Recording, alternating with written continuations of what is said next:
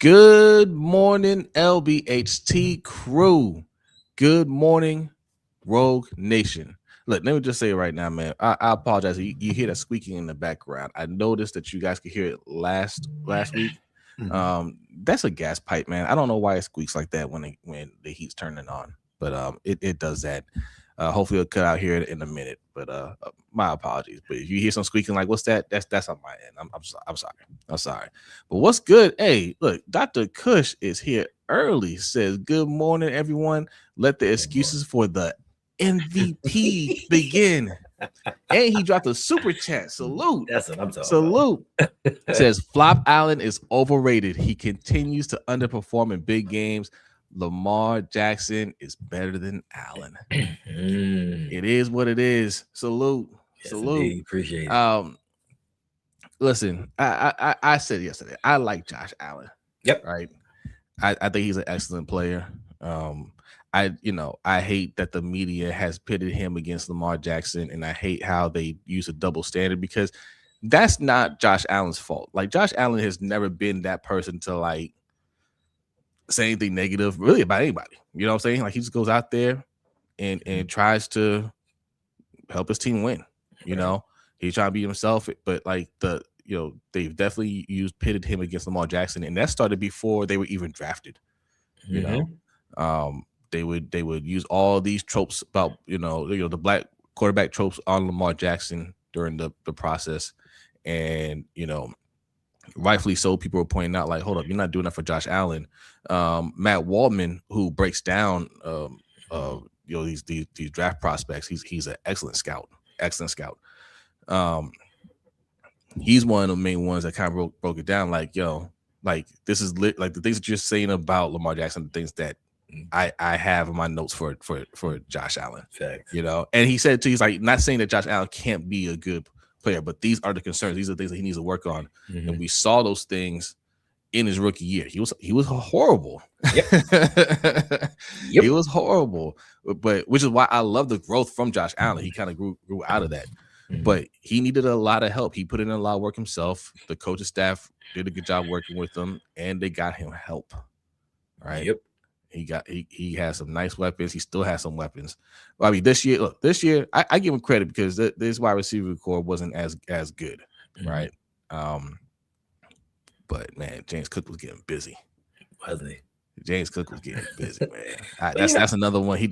James Cook didn't get enough love either. That's the other thing I don't like about this narrative, right? Because they're too focused on hyping up Josh Allen, but they don't show somebody like James Cook love because he really held that team down this year. Bro, and when they made the switch over to Joe Brady, they started to focus on James Cook a little bit more. And that's when they started winning consistently. You saw Josh Allen's turnovers start to go down. But they don't, like you said, they don't want to give James Cook credit. I remember it was one game, he hit James Cook on a 5-yard pass over the middle.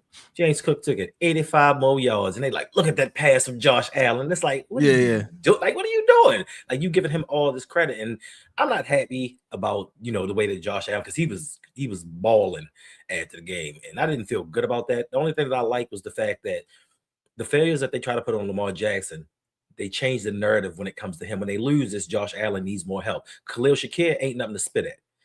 Brandon Cooks, he came and helped that team. You got Dawson Knox, Dalton Kincaid, 2 first-round tight ends. So they have some weapons. But like you said, when they came out of college, they talked about Lamar Jackson and his accuracy concerns. But Josh Allen's percentage was lower. And I remember before Josh Allen, it was like, quarterbacks normally don't come out of college and get better with their accuracy. But for some reason, they thought that Josh Allen could and Lamar Jackson couldn't. So it is what it is. My man is the wild card merchant. He wins in wild card games.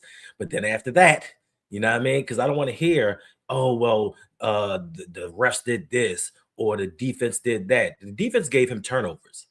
And he had a chance 3 years in a row with the ball in his hands to win the game. There was a pass that he overshot Dawson Knox with. It was a 3rd down pass to Khalil Shakir that would have been a touchdown, and they wouldn't even have gone into overtime. So they can miss me with the refs and this and this and that. The man fumbled the ball 3 times. He lost 2 of them, and he threw 2 interceptions, and 1 interception was terrible. I don't even, and not even to him. I think it was a weather thing, because if you watch C.J. Stroud, Matt Stafford, the passes this weekend were just they were just going awry. Like, I think the weather had a big effect on all these quarterbacks, bro. CJ Stroud, we're gonna talk about it in a second. Oh Let me my gosh. let me bring Ferris up. Hold on, that's my bad. There we go. What's up, Ferris? Good morning, guys. How's everybody doing? Good morning. And then let me get these good mornings out the way in the chat here. Carmelo Moody, salute. Ooh. Good morning. Good morning. Grand Rising. Yes. Prodigy and Havoc. Mob Deep. Good morning. He says, good morning, fam. Happy MLK Day. Salute. Yes, indeed. Salute. Appreciate it. Yes. We got Just Allo. What's going on, Just Allo? Says, Hey. happy holiday, LBHT crew. Shannon Sharp thought yesterday was a good time to crap on Lamar. He's a coon. Yeah. He's a RG3. Yeah. We know what it is with Shannon Sharp. I broke down this whole, media and how they they use these racist tropes against Lamar, even some of your black media, because they play the game, right? They want their, they want their they're in with that media, so they'll throw other black players, other black people under the bus, a la Stephen A. Smith. Shannon Sharp isn't as bad as Stephen A. Smith, but he's a culprit too, right? He dips his toe in it. He dips his toe in it for sure. Like, and I said yesterday, why are you bringing up Lamar Jackson? Lamar Jackson ain't in the playoffs. Facts.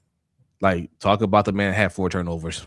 The one that was expected to win the Super Bowl this year, and Cam Newton, people got mad when he said it. Cam Newton be saying some things that people don't like, right, but are true. Facts. And they never want to revisit what he says. When he said Dak Prescott is a game manager, when he said Brock Purdy is a game manager, right? And he quantified that. He said, look, I'm not saying you can't win. Obviously, you can win with those type of players. You can win with those type of players. Right. But to compare them to top players, can't do that. They're not game changers. They're game managers. People didn't like that. Drake May was the latest guy. He called a game manager, and we've seen these last 2 games. Drake May, he hasn't played great. Great. Like the Chargers defense. Yeah, stopped them. It's just that the Chargers offensive line is a war crime. When he said that about Hurts, when he said, "Hey, I like Hurts," right? But Hurts got a lot of help. I need him to show me more to compare him to these other quarterbacks. Basically saying all the quarterbacks he called game manager, he basically said, they ain't me. Okay. But people took it that way. But people took it that way. And we're gonna talk more about this. That's my thought. We're gonna talk more about this about him on Wednesday, because he said something else that I'm sure people are going to talk about, but we're going to talk about that on the Wednesday show, right? But the overall point is, like Fair said, like he's right about these things, and nobody ever wants to go back and say, "Oh, okay," but he said something about Josh Allen. He said it on the ESPN airwaves that, "Hey, man, this year you better get it done, or we gonna have to question you, right?" Actually, it wasn't him. It was Ryan Clark that said that, and then he kind of echoed that, right? But people focus on they focus on Cam Newton, his comments on it. But hey, man, that's what happens. You put all that praise on somebody, and you say he's this, he's that, or whatever, and there's apparently nobody in your way to stop you. All the main people that are there to challenge you didn't make the playoffs, right? You're expected to get it done. You had, like you said, Hendo, you were in position to win that game, and he threw it away. Yep, he messed it up. Yep. Hey, Kwame, what's good? Hey, thank you for being a member for 2 months. Appreciate that. Says, yo, didn't Tre'Davious White cost us the game that same way? Also, he had a terrible call when he was with us. That was a terrible call. He literally got pushed down in that game, and they called pass interference on him, which is crazy. Yeah. This time he actually did it though. But Buffalo fans want to cry though. The Keon Coleman one. Yeah. They replayed that after the game. Also, too, here's the thing too. Like you can cry about that pass interference call as much as they want. If they call that holding penalty that they blatantly missed, it's a safety. Game's over. Yes. Stop talking. The people who honestly, if we're being real, the team that should be really mad about officiating should have been of the Denver Broncos, because there were so many holds that were completely missed. I saw Jonathan Cooper get tackled. I saw Zach Allen get bear hugged, and flags weren't thrown. And Buffalo Bill fans are crying about that they commit 2 penalties that were penalties at the end of the game. So, like, stop talking. Stop talking. It balanced everything out because you literally got rid of literal bear hugging the entire match. Bear hugging. So stop talking. Yep. Don't cry. All right. Let me get some more good mornings out the way here. Who else we got in here? Team Ramey, salute. Good morning. What's up? We got Imani. Good morning, Hey, Imani. Good morning. Good morning. I be saying good morning. Cousin Davon's in the house. Salute. Salute. Who else we got in here? We got I got Kwame. Cool. Zeke Hokage. Good morning. What's up, Good nephew? morning. Let's see who else we got. Dwayne Hunter. What's going on, Dwayne? Good MDT morning. Sports. It says congrats on the Giants Ferris on your new head coach. We're gonna talk about that in 1 second. We're talking about 1 second. God's favorite. Good morning. Salute. I Salute. spell my name right. How about you do that?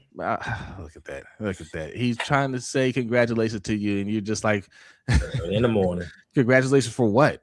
All right. Melanated Oh, Boy, who? good morning. For what? Says good morning. This weekend shows me how overrated Kyle Hamilton and the Ravens defense is and how they don't help Lamar. I don't think they're overrated. They suck. I don't think they're over. I think they're properly rated. They're not good. They're not good. Deborah, good morning. Says he brought him up because Lamar is the cash cow of the NFL media. Facts. That's what it is. The market is a Lamar market for the media. You cannot bring up any player without bringing up Lamar Jackson. All right. Right? Like you can't. No matter who wins it this time around, Lamar Jackson's name will get mentioned, even though he's not in the playoffs. That's crazy. Right. It goes to that. Remember that top 10 QB list Cam Newton brought up Jose and Hendo. Yes. Everyone was arguing about every little spot, right? But no one argued that he put Patrick Mahomes at 3. No one talked about that, but everyone was like, why did he put him at 2? Why did he put this guy at 1? And I'm like, the best quarterback's at 3. Yeah. We brought that up. I remember talking about that. All 3 of us were like, because no one cares. Yeah. He doesn't drive. People don't go and click because Patrick Mahomes just plays quarterback. He's just there. He's great. I love Patrick Mahomes. He's the best quarterback in the league, but he doesn't drive conversation. Yeah. Because that's what they want. They want conversation. Let me get some more points out the way. Good morning, JR. Deanna, good morning. Oh, Deanna. Did you hit me up, Deanna? Because she won the jersey giveaway. Sorry first. Okay, good for congrats, you, Deanna. Congratulations. That's wonderful. Nice. Did she hit you up? I'm not sure. I've been busy, so I haven't looked at social media. I'm not gonna hate. But Twitter, Instagram, it don't matter. Yeah, hit up Hendo. Hit up Hendo. Get your jersey. Congratulations. Yes, Ferris might try to buy it off of you. Okay. I'm good. That's what he does. That's what he does. James Parker, good morning. Good morning. Says, yeah, I'm being petty, but I'm glad Josh and Joe are not getting a ring before Lamar. Oh, me too. Nice. 100%. Me too. I want those guys to win, but not before Lamar. Lamar got to eat first. All right. That's just where I'm at. Joe's not even a factor, bro. He's missed the playoffs 4 years. He barely makes the playoffs, bro. Like I like Joe Burrow. I like him too, because he just plays his game, but he's always hurt and his team stinks and he rarely makes it. He's still living off of that Super Bowl appearance, not win. 100%. Yeah, appearance. Yeah, yep. Yeah. But I mean, you gotta give him credit though. When he makes it, he puts out Josh Allen and Patrick Mahomes. That's true. And he doesn't just put them out. He beats them down. Yes, he does. He beat them down. Yeah. You know what I mean? Yeah. So, but he don't make it. So he doesn't. Yeah, exactly. Yeah. Praveen, good morning. Says wishing Harbaugh luck in NY. Who should he take with them? We'll get that in a second. We're getting there. I just want to get all the good mornings out the way. And thank you, Deanna, for being a member for 3 months. Lamar is still living rent free in their heads. Also, I already have a Lamar jersey, so I'll get that later. It don't have to be Lamar. It can be whatever jersey you want. Yeah, you can get anybody jersey you want. It don't have to be Lamar. Yep. Jersey of your choice. All right. It's free. Take it. I got 2 Lamar jerseys up there. Right. I have one. I have one as well. Got me one as a gift. Now it's just like, I'll take that too. Thanks. All right. We got Monty. Monty says. She said, "Yeah, congratulations on your Daniel Falele jersey." You ain't nothing. You ain't. That's just. You know what? That's hurtful. That's just. That's not Imani, all right. Hey, Imani. See, Ferris isn't laughing because that Falele jersey might be a Giants jersey here pretty soon. So he's like, I'm not. He's like, I don't see anything funny with that. That's not funny whatsoever. You guys are monsters. Yeah. Oh yeah. You guys are monsters. All right, look. They brought John Harbaugh a couple times. Mm-hmm. He is a New York Giant. Ferris, I saw your stream. I saw your reaction to it. I'll say this, man. I think we've influenced you enough for you to have a different thought on this than most New York Giants fans. I think the majority of fans are happy with John Harbaugh.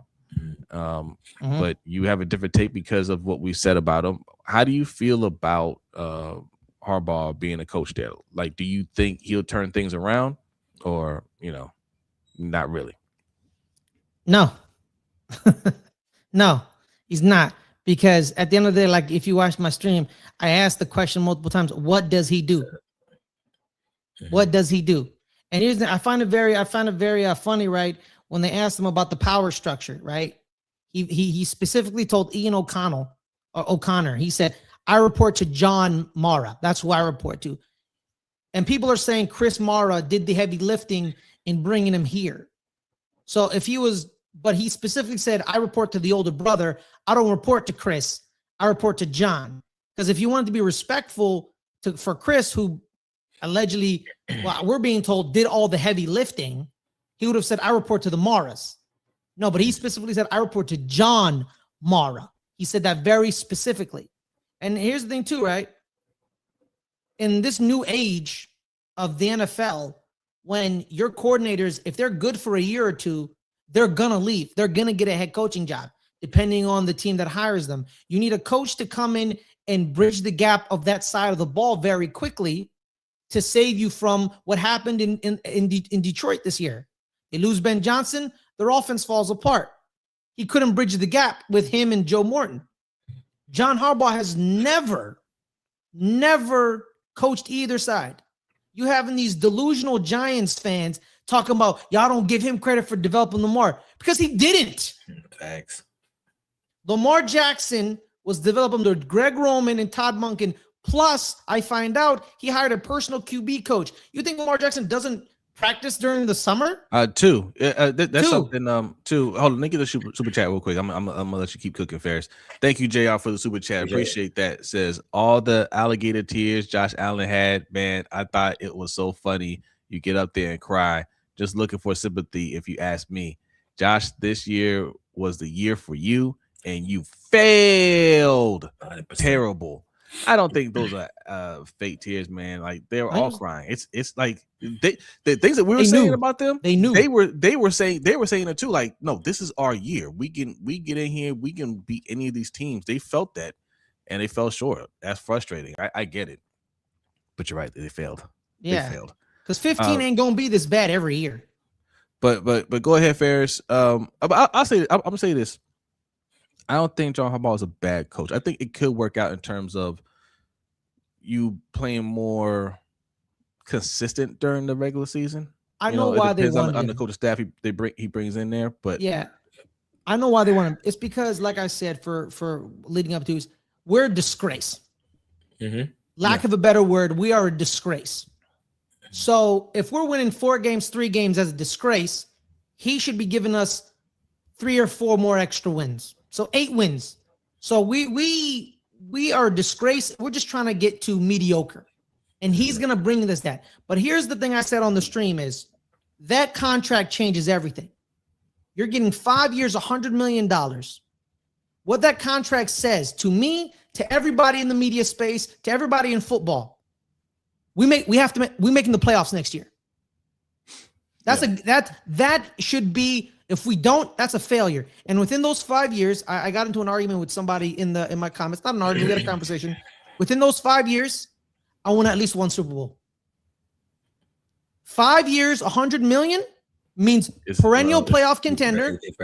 It's been about 13 years over here. So Hey, you're a good man for. Let's see, Lamar Hey, Jackson, no, Lamar Jackson, Jackson Dart, Derrick Henry. no, that's not what I'm saying. No, that's not. Not you, Okay. not you at all. Because Giants fans have been coming at us all weekend long, talking about how ungrateful we are and how he's such an amazing head coach. Now, the one thing that I think is, you guys have had problems in like single-digit games, right? Y'all lost a hefty number of one-score games, right? We should this year we should have at least had 6 more wins. Right, and you bring in a coach that just throughout history has the worst record when it comes to blowing leads.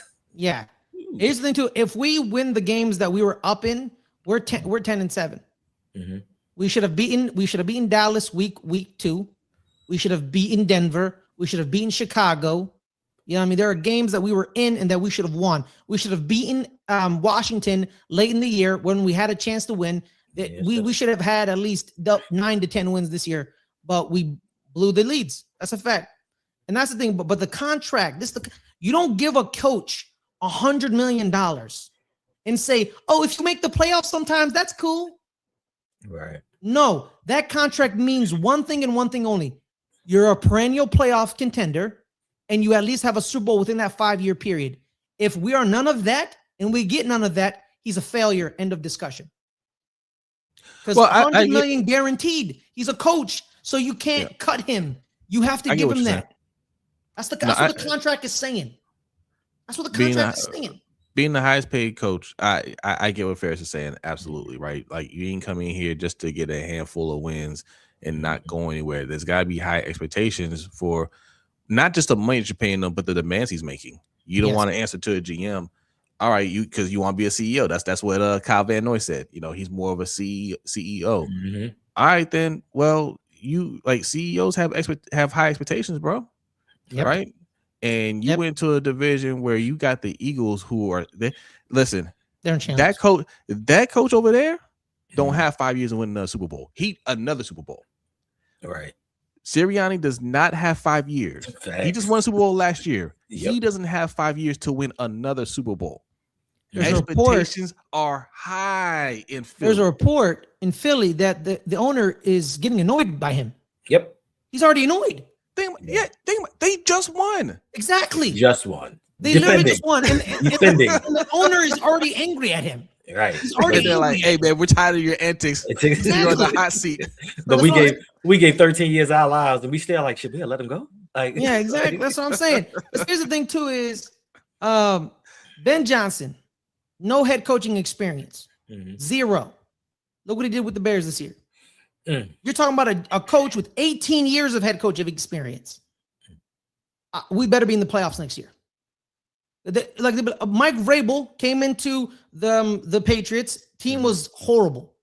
They spent money in free agency. They bought Robert Spillane, Christian Ellis. They signed Stephon Diggs. They knew how to maneuver the cap. Stephon, whatever. They drafted well.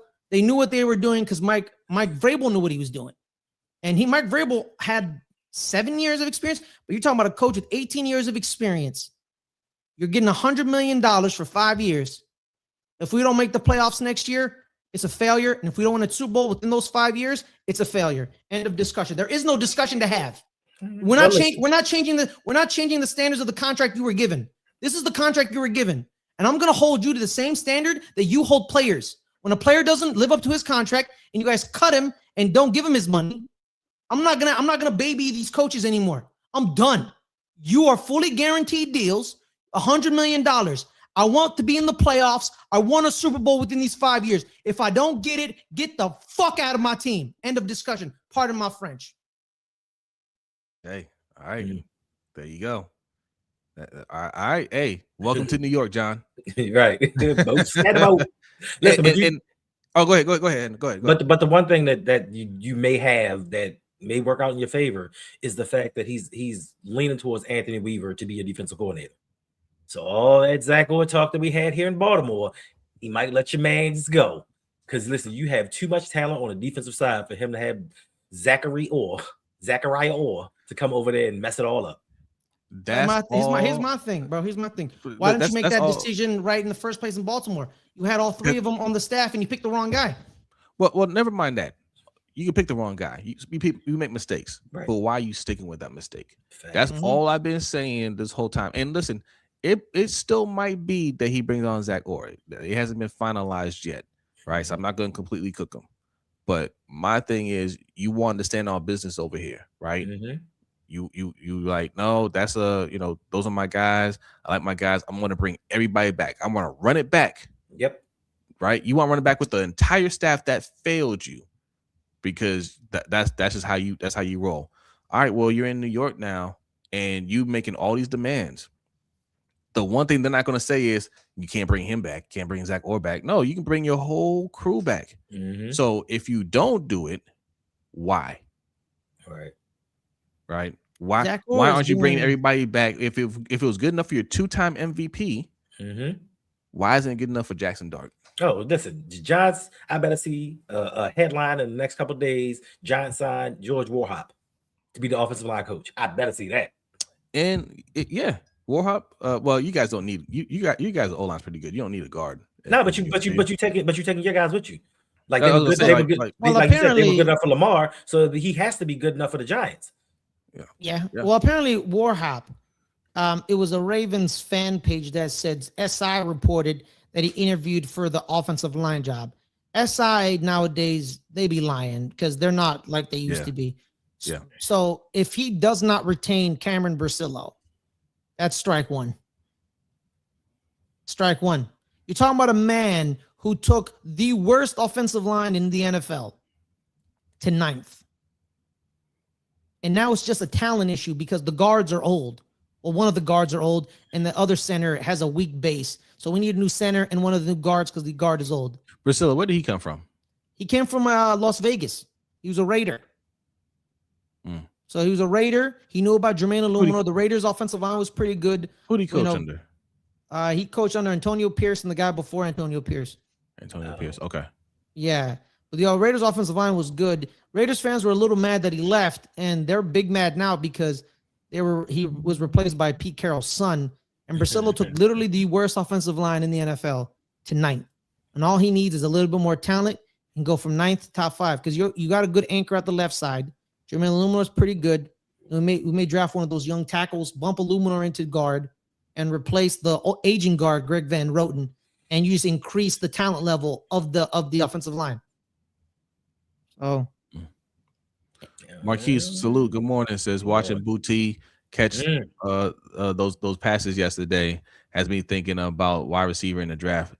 Yeah, it's funny. Like we do this every year, right? When we get eliminated and we watch the rest of the games and you see amazing plays from great players, you're like, man, why don't we have that over here?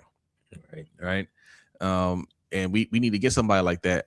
Devon says we know how Harbaugh rolls. Everybody down to the Towel Boys coming over. Hey, good. But yes, we always say, hey, let's go get that person. But then by the time draft rolls around, we talk ourselves back to defense. There's a cornerback. There's edge rusher. We're already saying it. Edge rusher.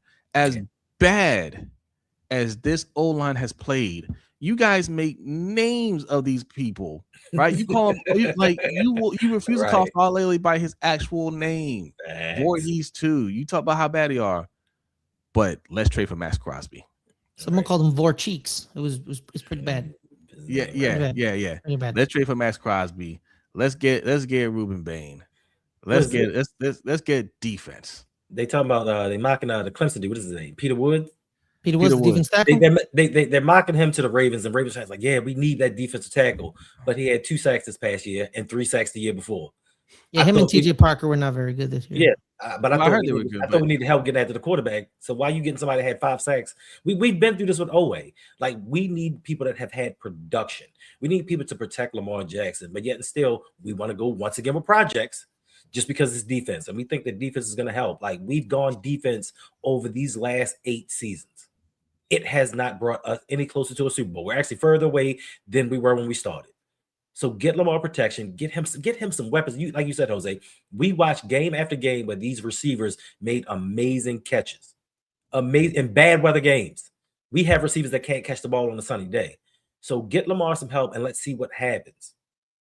You know what I like about Kayshon Boutte? Derek Stingley Jr. doesn't really struggle with a lot of people, but the one guy he do struggle with is him.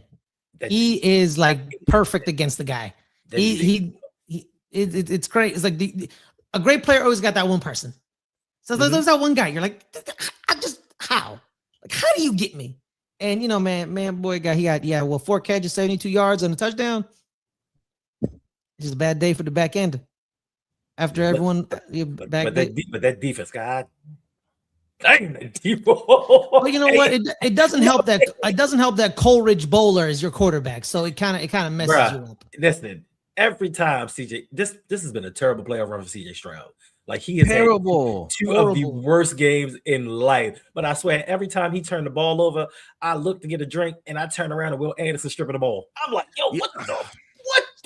Someone said, why are they punting here? And I was like, who do the Texans want on the field right now? They want the offense on the field, or they want the defense on the field? Who do they want on the field right now? They want the defense on the field right now. Jose, what did we say last week? If he has the same game as he had against Pittsburgh, New England's gonna win. He had the exact same game against Pittsburgh. He had the exact same game. Same game. I was live streaming yesterday and watching the game, and CJ would throw the interception. The first interception he threw, I was like, bro, take the sack. You know, like you even try to throw a ball, but you threw it up in the air for grabs. Why would you do that? It's too early for that, right? And then by the time you get to like his second and third interception, I was like, listen, the defense is going to have to, it's not over yet. It's still a close game, but the defense is going to have to get the ball back here, or this is going to get ugly, right? And then I go back to talking, and I look over, I'm like, oh, they got the ball back. It's crazy. Bro, it would have been a whole different game. If they'd have fell on those 2 fumbles, it would have been a totally different game. If they'd just got them 2 fumbles, they could be going to the AFC Championship game with CJ Stroud's play. And it's an indictment on the Ravens organization that they can have quarterback play that bad and still be in games, whereas Lamar can have 2 turnovers in the first half and plays perfectly second half, and we lose because he gets no help. It's his fault.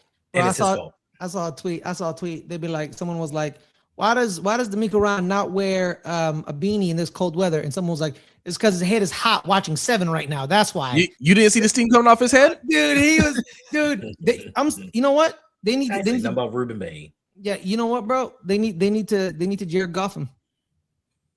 Yeah. They need to Jared Goff. They need for you guys. Yeah. No, you said something about Ruben Bain, Hendo? Oh, somebody said I said Ruben Bain was a project. I said Peter Woods. Peter Woods is a project. Ruben Bain, to stop the way people stop Ruben Bain in college is that they just hold him all day. Ole Miss got away with homicide against him. Yeah. It was getting. That's why I'm gonna get kind of mad tonight for the title game, because Indiana's gonna they're gonna just tackle the guy for the next hour, and it's gonna get annoying, and it's gonna be like, really, bro? Good. Come on, we don't need no Pew national championships. Yeah, we do. We don't. Yeah, we do. We don't need this. Forget the Pew. Look at this, baby. Free Shoes University up in here. Yeah, hey, well, I see this. Heard of my teammate, you too.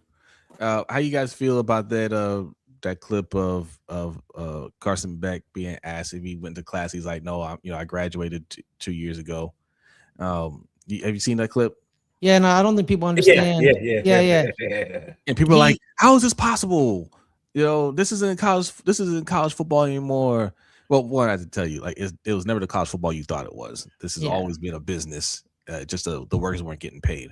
Yes. But 2, like, that's always been a thing. You can play after your 4 years if you get, it's a grad transfer. Yes. Yeah. When he says he graduated 2 years ago, like, yes, like, I can see how you can take that as, hey, I'm no longer in school. And really, he isn't, right? Like, that's how they work. Like, I sign up for classes, but I don't actually go to classes, or I'll take a class in the summer just to say, hey, I'm a grad student, just to keep my eligibility. Mm-hmm.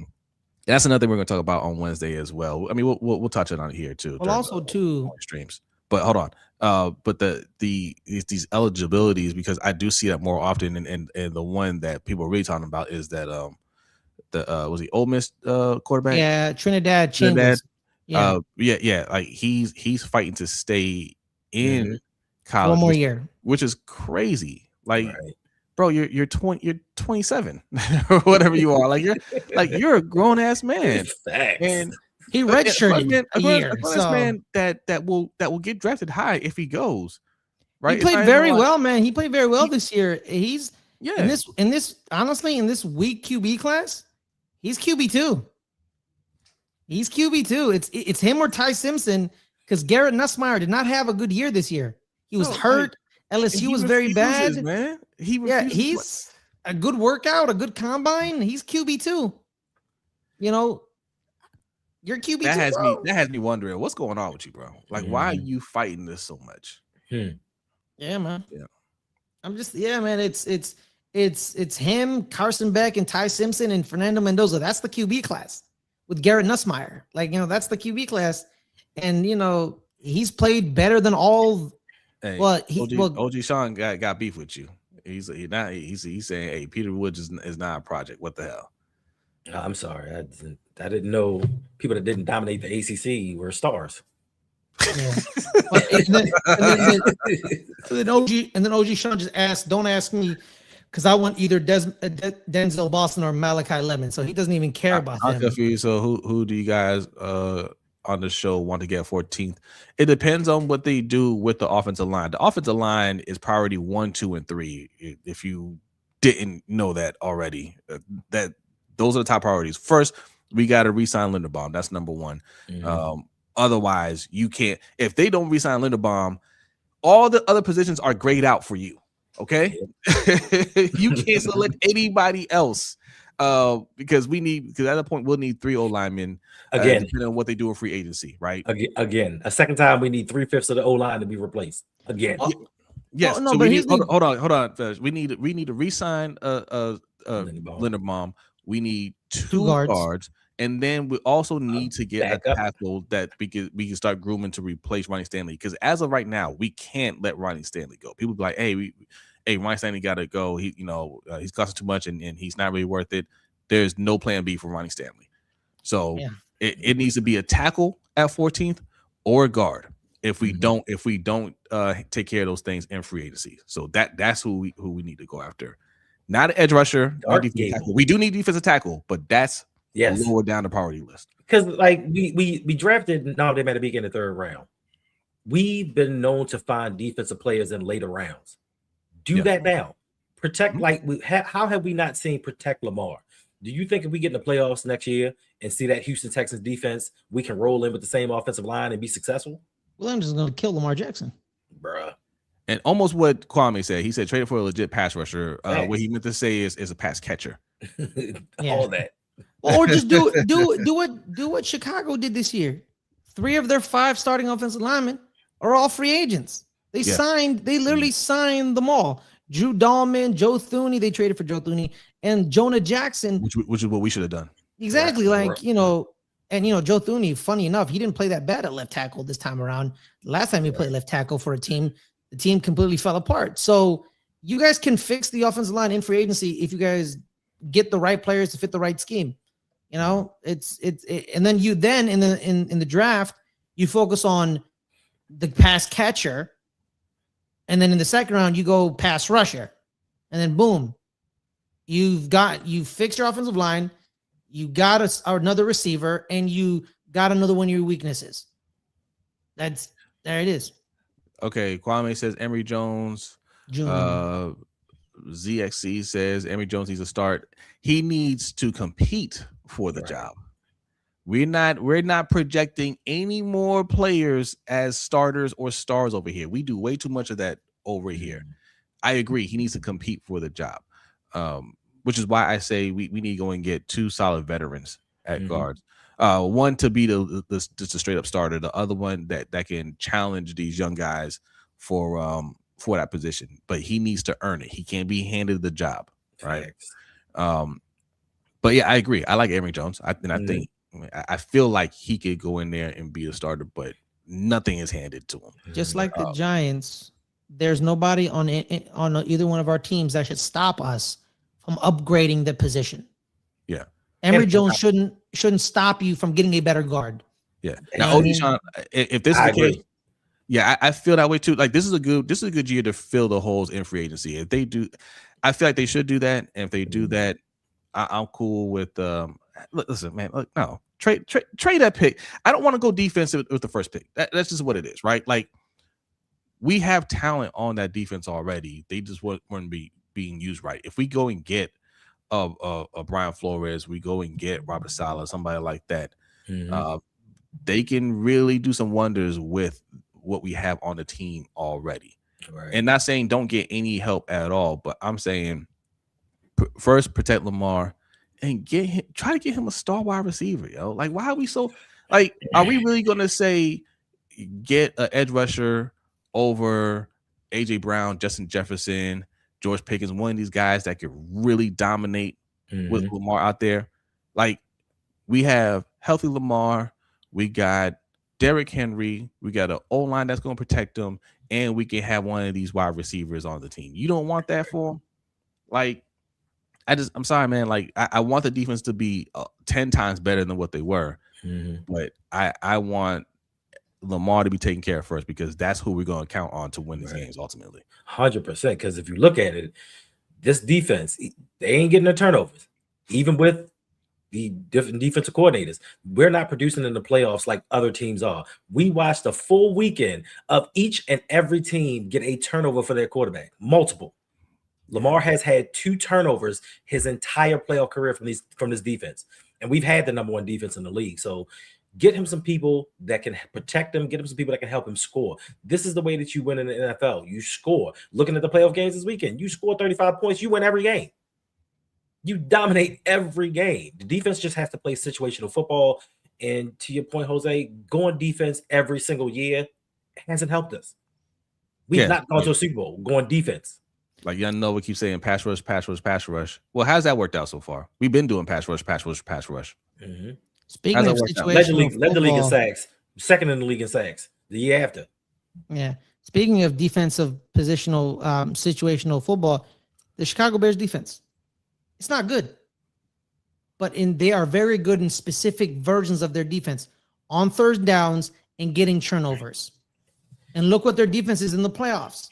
They got turnovers and they were good on third down. They were in both games.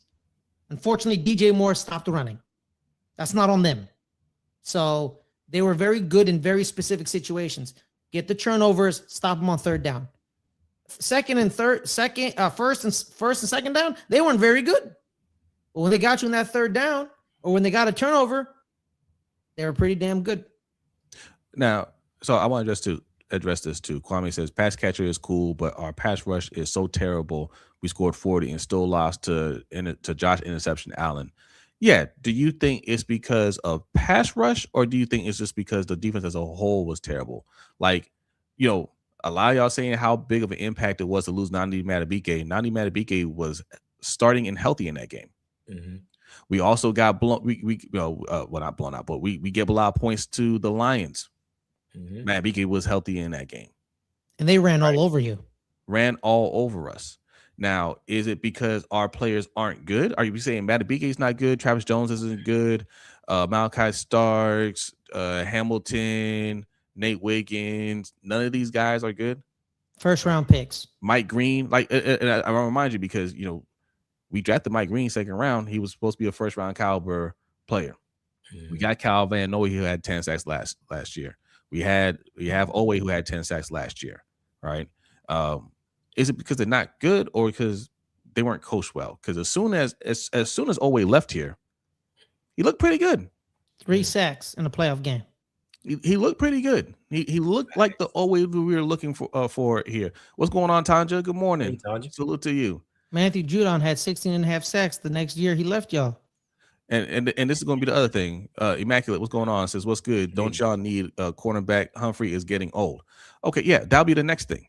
We go and get a pass rusher, and then we start looking at cornerback because our guys are older. People are going to say, hey, well, we need a cornerback next year. Again, it's about priority, right? Yes, we need that. That's why people want a defensive minded coach here. That's why, or just a better defensive coordinator to use the talent that we've already spent high draft capital on. High draft capital. There's no way. Look, there's no way you can say we badly need edge rusher without saying EDC has been a complete failure. It's either the talent that he's drafted has not been developed properly, and they're still young, and we can get somebody in here to turn things around for them, or he's been drafting straight up bums. Right, pass us every year.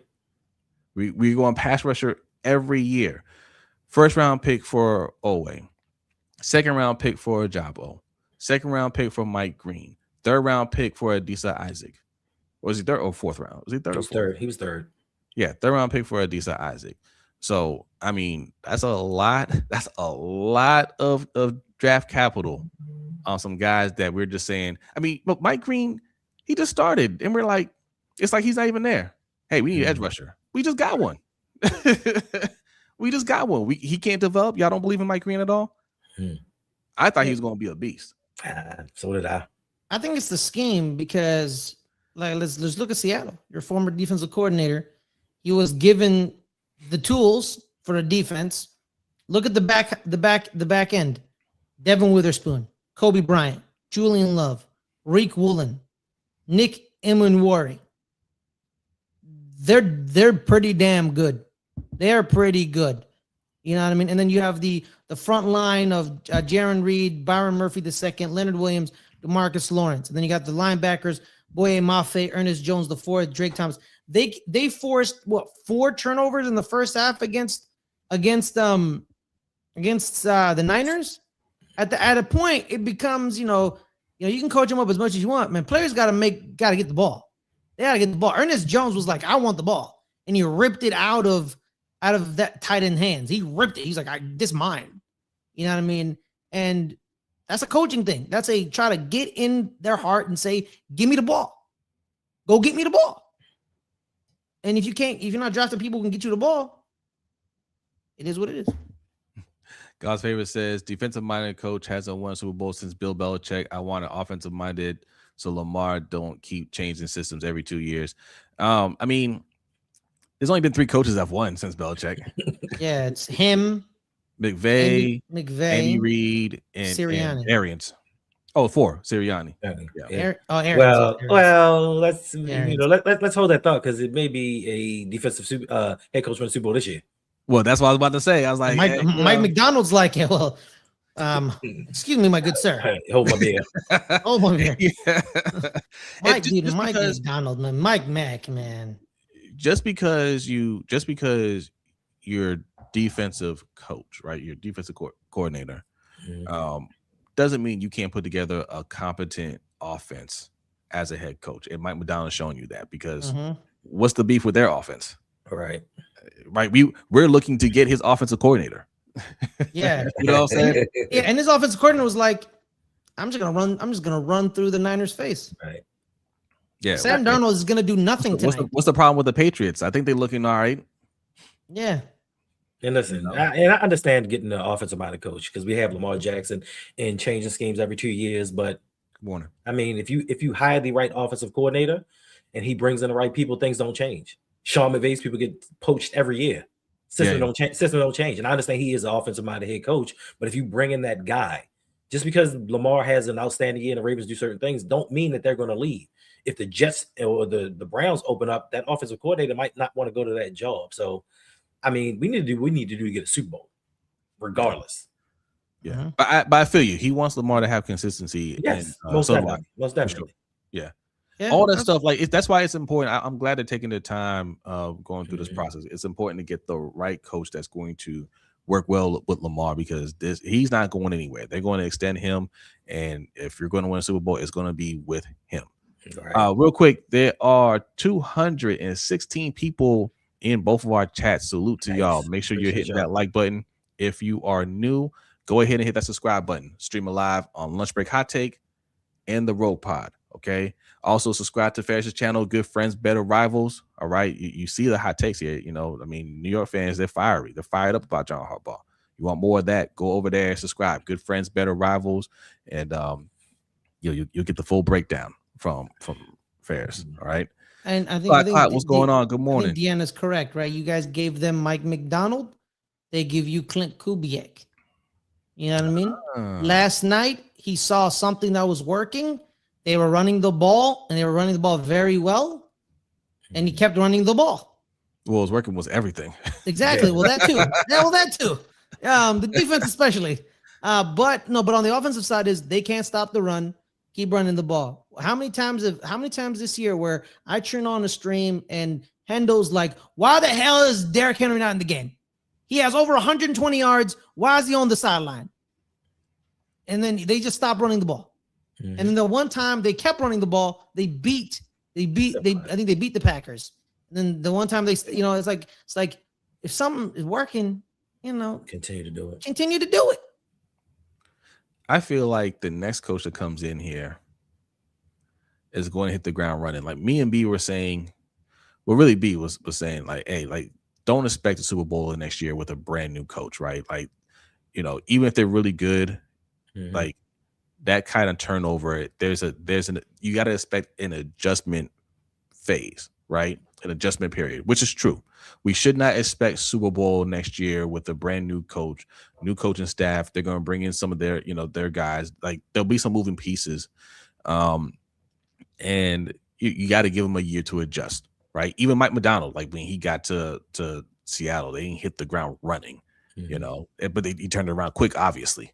But but I feel like you got MVP caliber quarterback, man. You got one of the best running backs still in the league. You fix a couple of things. That coach might come in here and be like, damn, this is not hard. This is not a hard job at all. That's why I kept saying to the Giants fans that they're like, oh, look at John. I was like, yeah, well, guess what? Lamar Jackson ain't walking through that door for us. Yeah. And neither is Derrick Henry. And no offense, we have the worst receiving unit in the NFL. So good luck, Giants fans, if you think something magical is going to happen on the offensive side with a coach who has never done anything on that side ever. Yeah. The only reason the offense looked competent this year is that our head coach was an offensive coordinator, an offensive coach. He wasn't a very good head coach, but offensively we were fine. And then we replaced him with our offensive coordinator. We were fine. John Harbaugh, a 33-year-old Derrick Henry is better than both of our running backs currently right now. Facts.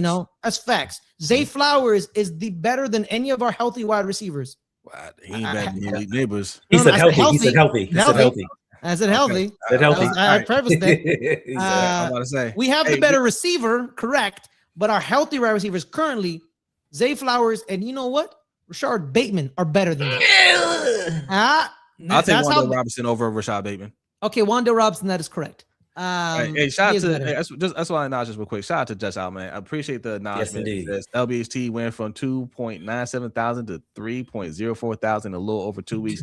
Y'all have really been showing us love over here. Hey, man, really shout out to y'all, man. Shout out to everybody. Thank you. And hey, we still going, man. Hit that subscribe button. We trying to hit 4K real fast. All right. You guys have pieces, man. You guys have pieces. You just need someone to fit it together. And someone brought up Mike Vrabel in the chat and said, who's the defensive coach? Yeah, it's because he got lucky with the offensive coordinator he brought back with him. Josh McDaniel, one of the best offensive coordinators in the NFL. He will never get a head coaching job ever again. No. He's done. He's done. What he did to Indianapolis left a bad taste in people's mouth, and his failure in Denver and Vegas just ended it. He's done. What's funny, too, is I like how Josh McDaniel wasn't the offensive coordinator with Gerard Mayo. I find that interesting. You already know what that is. We know it. Yeah, we know. Yeah. I find that interesting. What's going on, Grails? Good morning. Good morning. Base Lord, good morning. Good morning. He said, Ivy says, guy, who most likely will end up in John's doghouse. Ooh. Abdul Carter. Abdul Carter. It's going to be Abdul Carter. And we got another super chat. Appreciate that. Gregory L. Turner Jr. says, stop handcuffing Lamar and create a 4-down oriented offense, a la Dan Campbell. Don't draft guys, draft monsters. Facts. Starks over Imanwari, crazy. O-line, wide receiver, D-line. Yep. Starks might be the better player, right? He might be. Like I think he might be the better safety. The problem is he went to a team that with a defensive coach that didn't have a plan for him.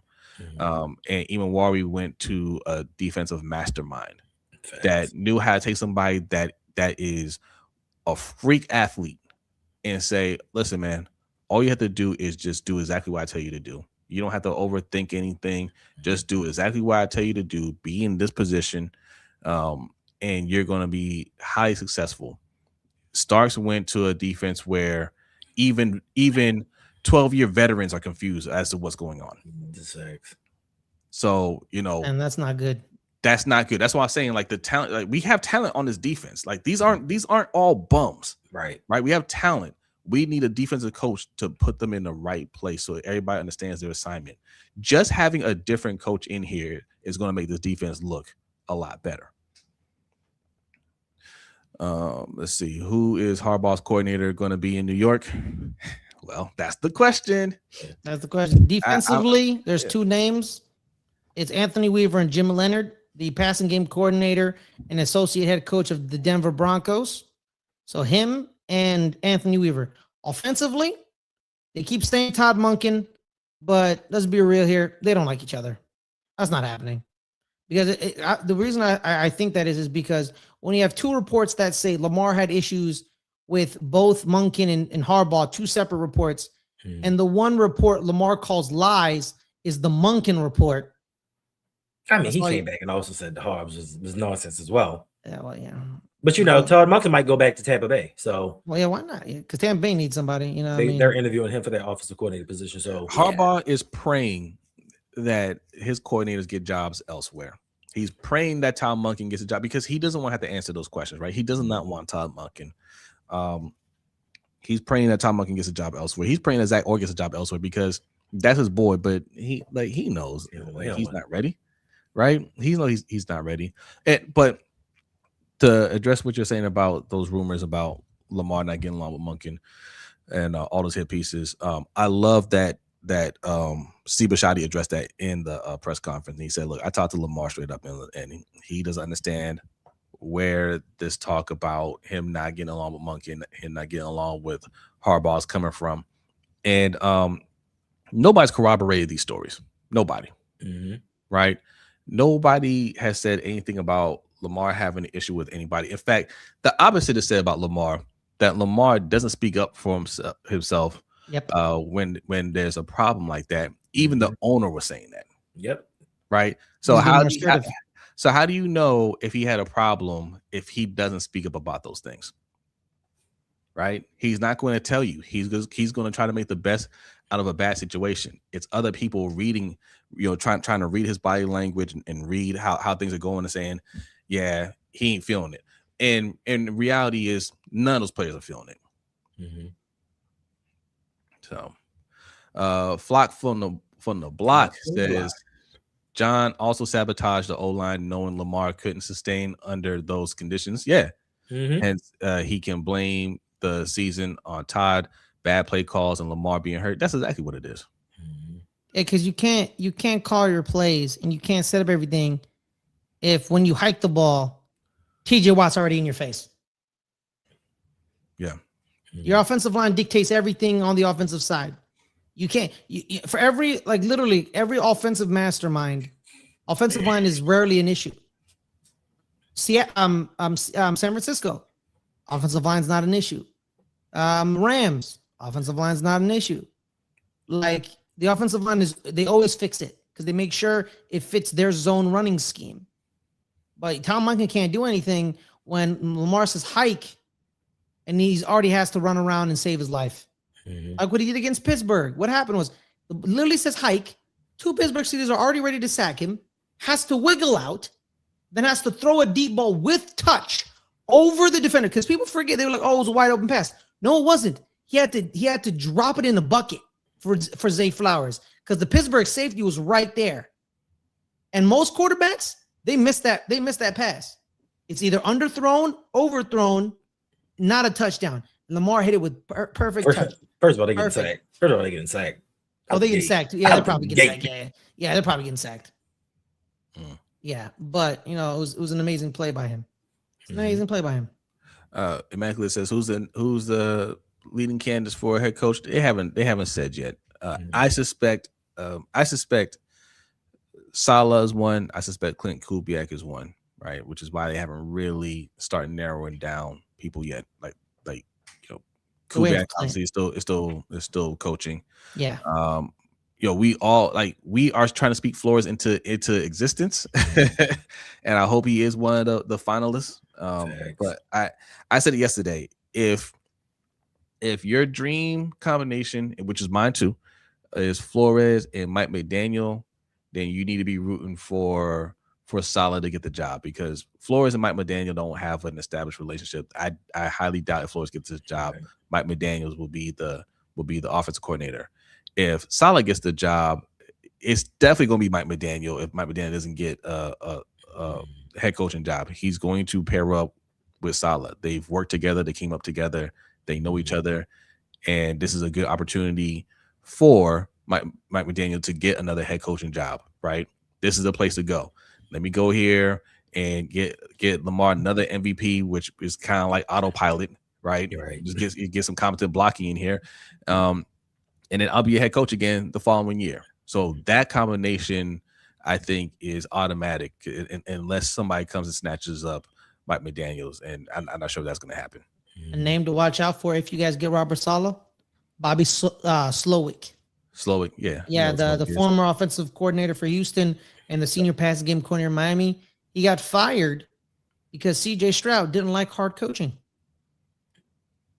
Oh, well.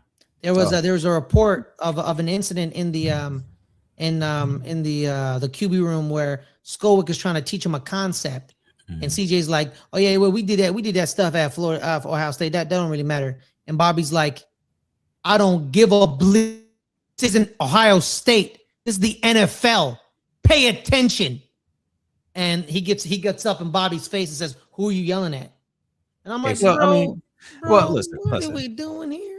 Listen, is it hard coaching or you just being an ass, right? Like that's a very thin line. Like you got it. Like these are grown men. You can't just talk to them. However, but I don't know the whole situation. Like was CJ Stroud being dismissive? You know what I'm saying? Like really dismissive and not. That was the report. The report was like him being dismissive of Bobby, and Bobby's like, "Who are you?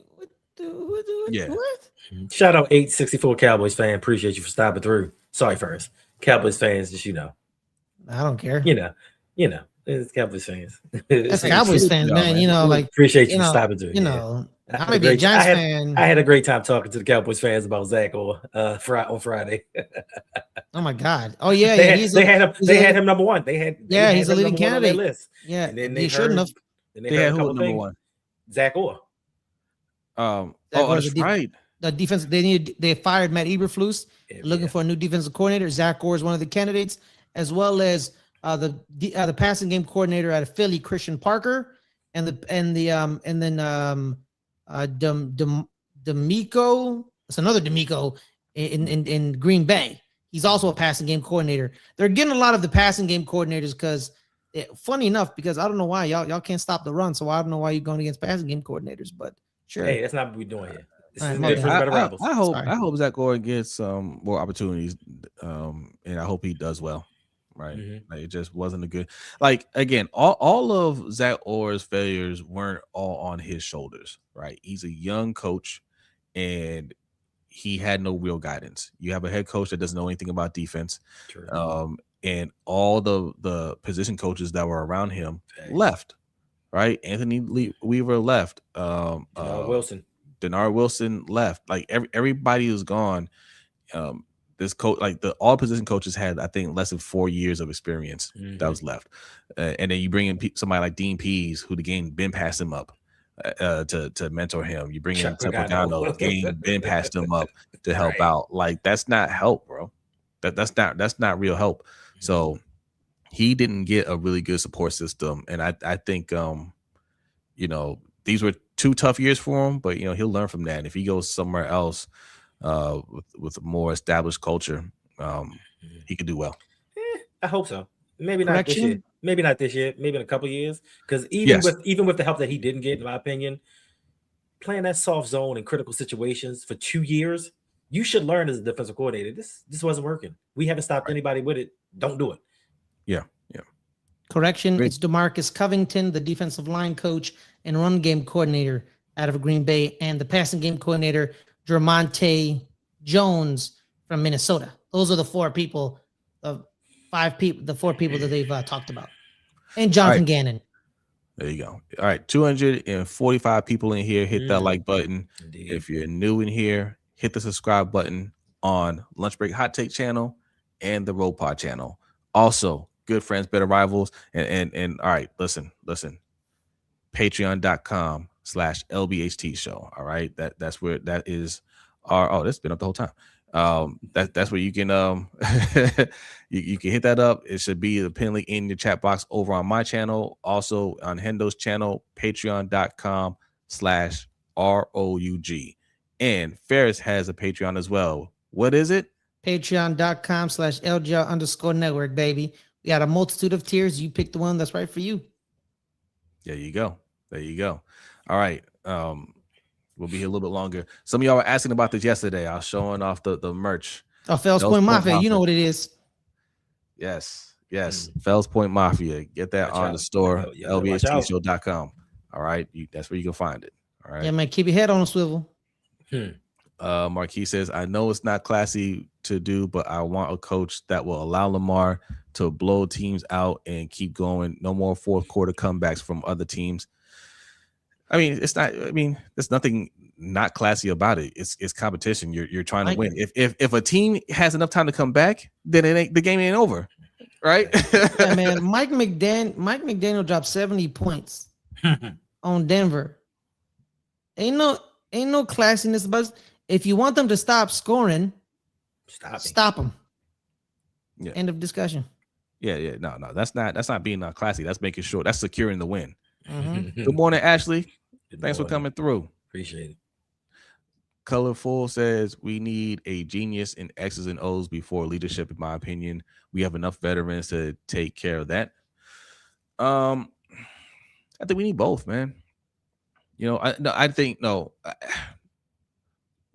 X's and O's person.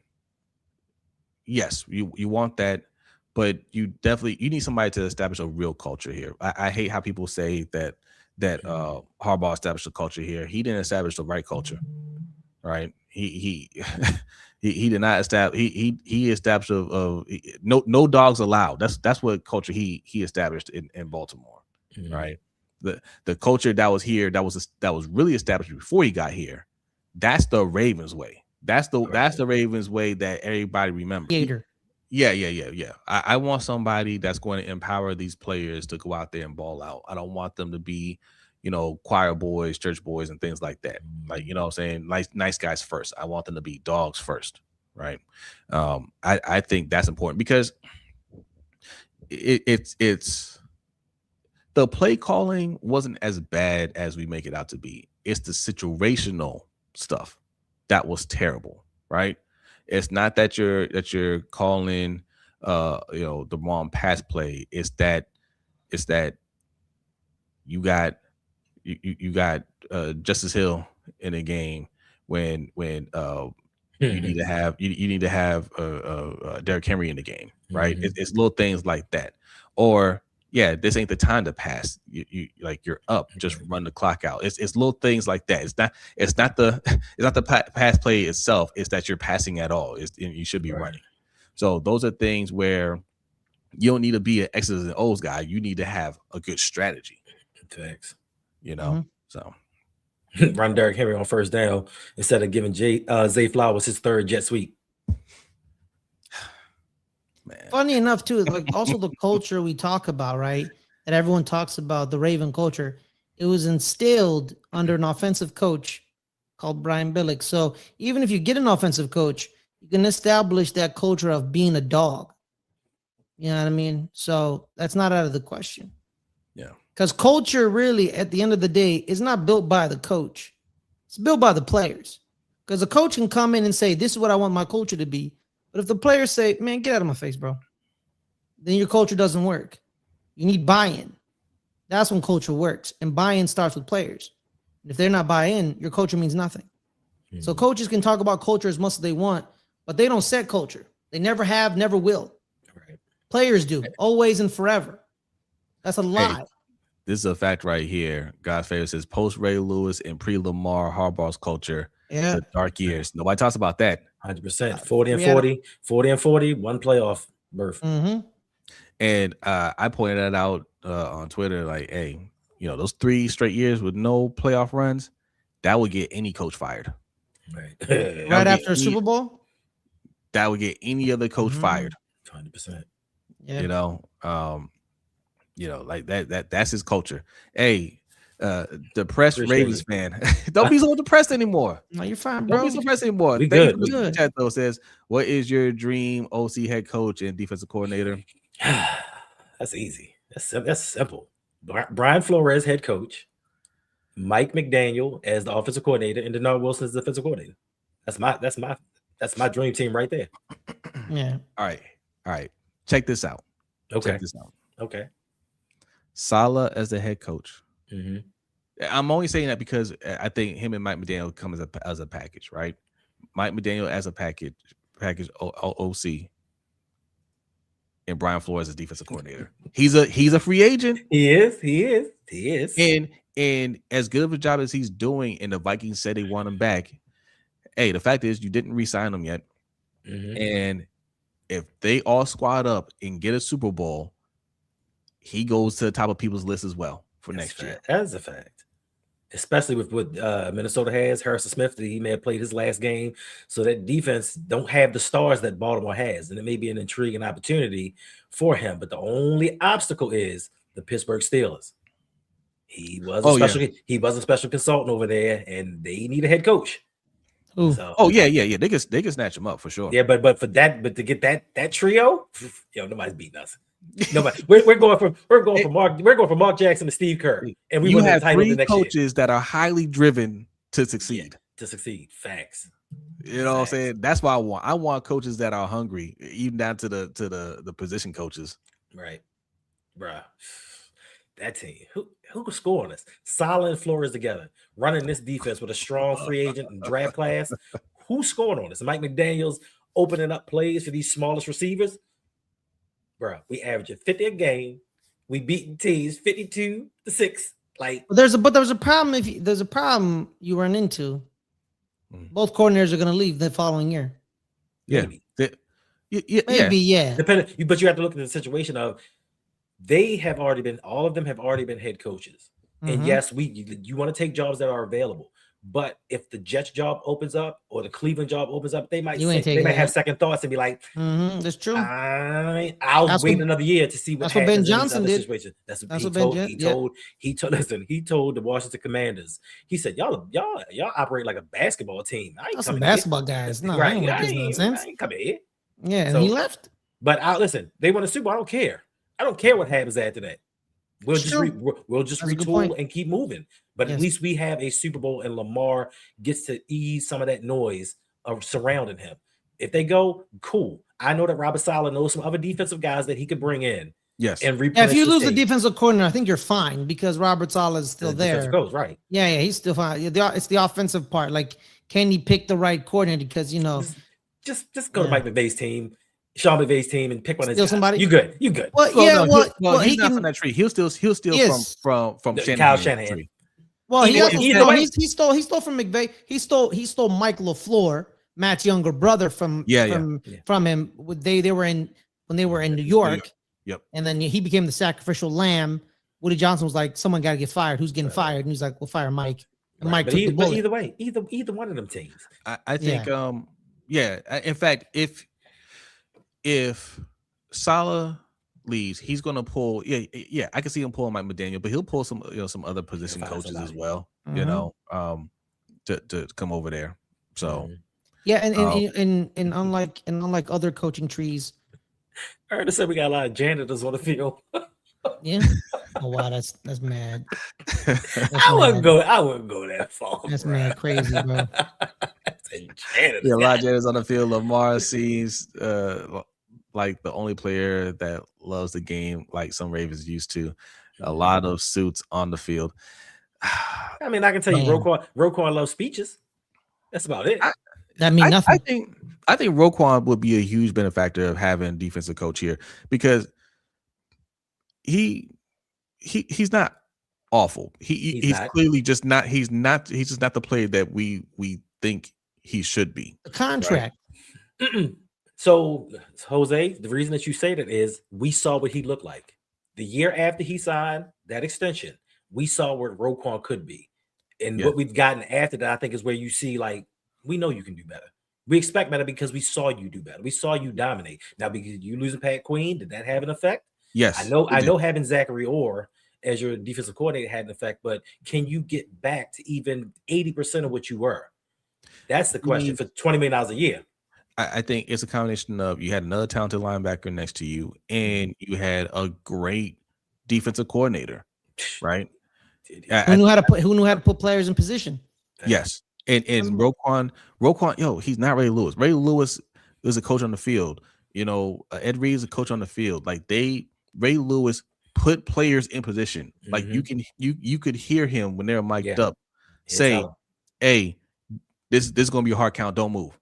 Hey, hit this gap right here. This is a run. Like he can like." They didn't need to get a call in from the defensive coordinator. They're telling you exactly where you need to go. Yeah. Luke Kuechly was like that too. So like Roquan isn't that. He needs a coach to let him know this is where you need to line up. This is where you need to be, and he can execute. But if he has to do too much thinking, and I think that's what's going on, that's where you see so many missed tackles and all that because they're just confused about what they're supposed to be doing on the field, and they've all spoken to that. They've all said, "Hey." They're trying to cover for Zach Orr because they like him. They're like, he's putting us in the position, but we gotta stop second guessing ourselves. That's because you don't understand what he's saying. Right. And then why is Roquan guarding wide receiver 1? Like that makes no sense, man. I'm like, him? He can't guard tight ends, but you got him on the best wide receiver on the field. Now, Ray Lewis, and I think for us that have been Ravens fans for a very long time, it spoiled us to an extent, and we're used to seeing greatness at the middle linebacker position. But for a linebacker getting $20 million a year, when we have a gotta have a game to make it to the playoffs, and it is so sad right now because literally, we would have played the Texans. We'd have played that game last night, and we could literally have the Denver Broncos with Jarrett Stidham at quarterback for a chance to go to the Super Bowl. But in the game we had to have it, your defensive leader had 3 tackles. 3. Who was that? Who was that linebacker that separated the ball from James Cook on Saturday? Was it Singleton? Singleton, yes. Singleton, yeah. Yeah. See, no, but here's the thing too, right? He hit that man so hard. I was like, man, I get it. Wait. I saw James Cook for the ball. I was like, no, I get it. I understand. It was a textbook tackle. Like he squared up, crazy man. But Jose, but look at this, right? We're talking about linebackers. We're talking about a $20 million linebacker, right? Look at the linebackers for all the other teams, right? I think the highest one was at 11 million. They just fit the scheme right. They fit the scheme. Yeah. Alex Singleton, Justin Stranard, or not Stranard, Strand. I think the Niners literally against the Eagles had Eric Kendricks in the building for 4 days. Yeah, 4 days. And we're like, you're starting. Yep. On Saturday, and he played very well. Nope, not gonna work out here. Oh man. Oh, listen. This was like I said. The possibilities of what we could have had this weekend. But more importantly, what hurt me the most was your general manager, Jose. He hurt my heart because watching Nick Bonito, who we could have drafted instead of David Ajabo, watching Nick Bonito get busy, I'm like, Lord, if we'd had him on his team, oh my goodness. And the way they had to stop both of those two, they had to hold them all night. The whole game. Dude, Deion Dawkins and Spencer Brown, they were holding on for dear life. And Buffalo's offensive line is not a slouch at all. They're not. And Zach Allen, he was feeding those guards up. That's sending those guards. And you know what? I mean, thank God he saved himself from Arizona. You know what I mean? Because look where he is now. All pro, inside, defensive end. And like I said, the holding penalty that should have been a safety. It was Zach Allen who was being held. He was right there, and it makes sense, getting coached under JJ Watt for like 2 years. It helps your development, and then you finally take what he is and use it here. Like it just works. Like the turnovers committed in the Seahawks game. Mm-hmm. It was Ernest Jones the fourth. Mm-hmm. Yeah. Mm-hmm. Ernest Jones the fourth. I mean, the man has 5 interceptions in the regular season. I mean, exactly because Mike McDonald put him in positions to make plays. When defenders, when they talk, is the way we play defense, it's all about instinct. We don't want to think. It's read and react. See ball, get ball. And how offenses stop defenders is you make them think. Where do I go? Where do I go? Do I go up? Do I go down?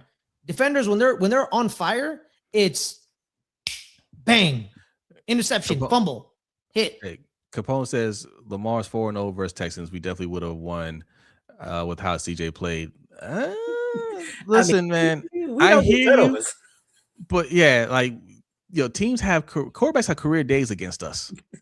In fact, that's what he had the first time he played us this 44 and 10. 44. CJ might have gotten busy against us. Good morning, Coach. What's going on? What's up, Coach? CJ. I'm not saying we would have lost, but CJ might have gotten busy against this defense, yo. Like, I don't know. Prime Joe Montana. Clean pockets, you know what I'm saying? And y'all weren't receivers. Y'all weren't healthy. Y'all were still not healthy. I mean, I do think if we would have made the playoffs, possibly Harbaugh would have made some kind of change because he knew that this team going into the playoffs wasn't going to get it. I was hoping he would have did something like 2012, where they reshuffled the offensive line. They did something differently, but the AFC was just so wide open this year, so wide open. No team dominated this season, even though the Broncos had the number 1 seed. They're beatable. Buffalo had 5 turnovers, still should have beat them. Yeah, man, we wasted an opportunity. And then unfortunately, Bo Nix broke his ankle. We've been going for over an hour. I just want to remind you guys that this is like a 30 to 40 minute stream. It's the holidays. That's the only reason we're still going here. Yeah, well, not and I was like, I still got to work, so we're going to end soon, so he can get some rest. But we're back to our normal schedule tomorrow, right? 6:15. We'll go for about 30 to 40 minutes, closer to the 30 side, because I need to start getting back to work early again. Okay, vacation time is over. Holiday season is over for now. All right. But yes, but enjoy the extra time you're getting today. Make sure you subscribe to all of our channels. All right, because we got a lot of content to put out, as you can see. All right, we appreciate the support. Most of Roquan's tackles came at the second level, which isn't good. 74%. That's not good, man. Jumping on piles.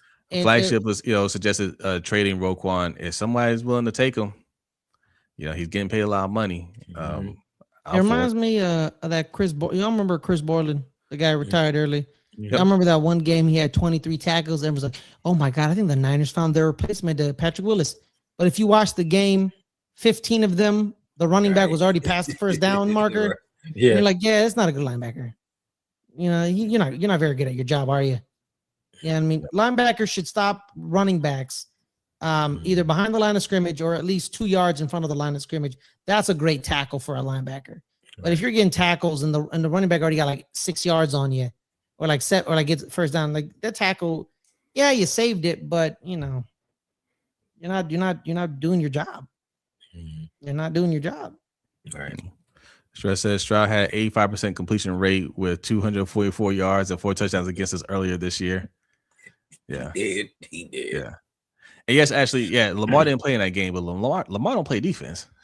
Oh, yeah. The defense was healthy. Well, apparently that night the defense wasn't healthy. I was yelled at by a Raider. But I feel we're only missing one person. We're missing Matabike. But like, you also. Kyle Hamilton didn't play. Kyle Hamilton didn't play. Kyle Hamilton did play. He did play. But I will say if Lamar would have been on there, maybe the offense could sustain drives and they would have put up 44. But having Cooper Rush out there definitely hurt the team.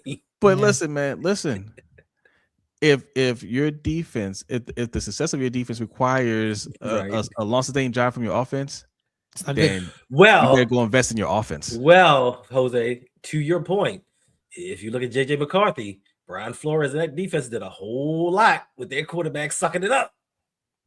He was terrible. He was bad, man.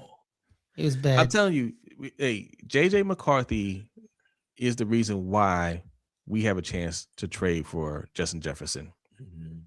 The belief was, hey, we are a competitive team. We can compete for a Super Bowl. When Sam Darnold was here, we looked good. We were one of the better teams in the NFC. But we know what Sam Darnold is. We know his limitations. But we have a quarterback that can take the next step, right? That's going to be better. And I believed it too. I thought he's going to play better than Sam Darnold, but he did the opposite. He's awful. And now they're looking at their team like, well, what do we do now? Right. You know what I'm saying? Like we're not there. We don't have a quarterback. We have to go try to get that guy. And how long is that going to take? And we're paying Justin Jefferson a lot of money, and we want him to succeed, and he's not going to do that here for a while. Right. There might be an opportunity. You call him up for the right price.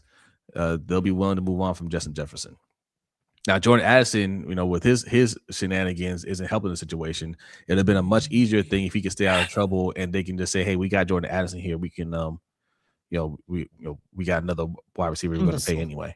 Yeah. Imbecile, man. Do you trade a second round pick for Jetta? This is going to take more than that. Most definitely. Yes. Yes. First and second. Yes. You trade that. And first Bateman. And second. And Bateman. Yeah. And whatever. Andrews. If they said first and second round pick, you guys think that's too much for what we draft? I just want let's recap here. Let's recap. Oweh first round pick, Ojabo second round pick, Mike Green second round pick, Adisa Isaac third round pick. Okay, so first, 2 seconds, third. That's just on edge rusher. Right? We're not even talking about the other misses. Rashad Bateman.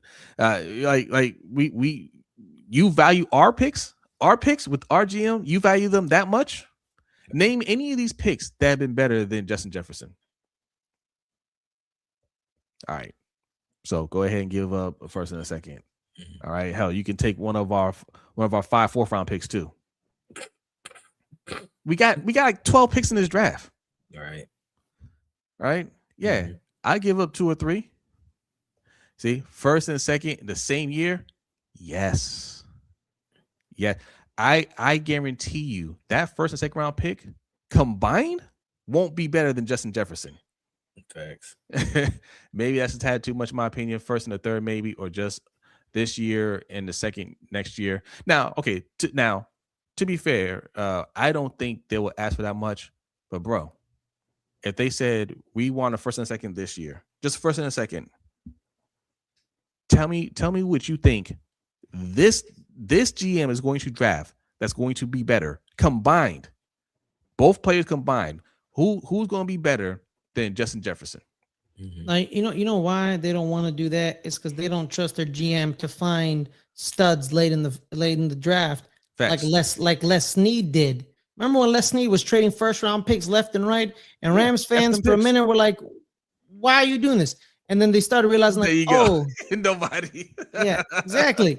And then he rebuilt that defensive line, like I always say, with third round and fourth round picks. He drafted Tutu Atwell in the third round, and the first round and second round picks didn't matter because he knew how to do his job. He found Kobe Turner, Byron Young, Jordan Winnington. He was undrafted. He found Puka Nacua in the 5th round. You know what I mean? He knew how to do his job. Hold on. Flagship says you're just speculating something that's not confirmed. The facts are EDC is making the picks and he's under 500. Wait, is that you talking about what we're just talking about? Did I miss something in the chat? He's an under 50% hit rate. That's not a flock of bust. Under 50% hit rate. Yeah. Every GM's under 50%, right? I think he's talking to somebody else. Oh. He said flock, so he's talking to somebody. Every GM is under 50%, right. but no, like for the amount of draft picks that he's getting, like we've gone over it. I think it's like 30%, something like that. And what do you define as hit rate? Right. I think me and B did that one time. We did a little experiment. I think we did like who made it to the second contracts here, right? That's because a hit. it doesn't matter if they perform well for somebody else. They didn't work out for Or you. bust for you. Right. Immaculate. No, don't do that, bro. Don't do that. No GM is giving up a first and second for a wide receiver that makes $40 million a year. Well, let's take it back a few years ago when the Miami Dolphins traded some first and some second rounders and then gave Tyreek Hill the first $30 million a year contract for a wide receiver. How did it work out for them? If they'd had a better quarterback, and he was in the running for MVP of the league. He was on pace for 2,000 yards receiving. Yeah, if he hadn't gotten hurt. So a GM is going to do that. If that player dramatically turns around things for your team, and say Justin Jefferson isn't worth it, what are we going to get? Another first round corner in a second round defensive lineman that isn't going to pan out until year 3, or Justin Jefferson that can help us win a Super Bowl right now? Yeah. Oh, I see. Flagship is clarifying. What he's saying. He's like, He was talking to He's at 30, and that's the most. He has most picks of any GM. Yeah. Always. Yeah. I think the average is like, I mean, like if you're getting like 40% hit rate, like you're doing pretty good. But he's well below that. Yeah, man. That's why people were always remember that Saints draft where they drafted Marshawn Lattimore and they drafted like 3 other starters that were there for their like 8 years. People like, look at this draft. Look what Mickey Loomis did. They hit like, it was like that one draft. And he didn't hit outside of anything else. I want to address this too, because there's debate. He's debating with Flock from the block, and I wanted to address this. He says, "Flag, you're wrong. The head coach has the power to tell the GM who he wants on the team. The GM doesn't coach, so he drafts for the coaching staff." Now, a couple things. Yes, Harbaugh had a lot of say here, but Steve Bisciotti clarified that, right? Everybody reports to Steve Bisciotti because he wants everybody to have a voice without worrying about getting fired and whatnot, right? If there's any debate, he was, he was the deciding vote essentially. So it wasn't that John Harbaugh had full control. If he wanted a player and EDC wanted a different player, then they can argue about that. And also Ozzy's in the room too. Like, never forget that. Ozzy is really the deciding factor. If EDC and Ozzy say this is the guy, right, and John says no, I want this guy, John's going to lose that argument every time.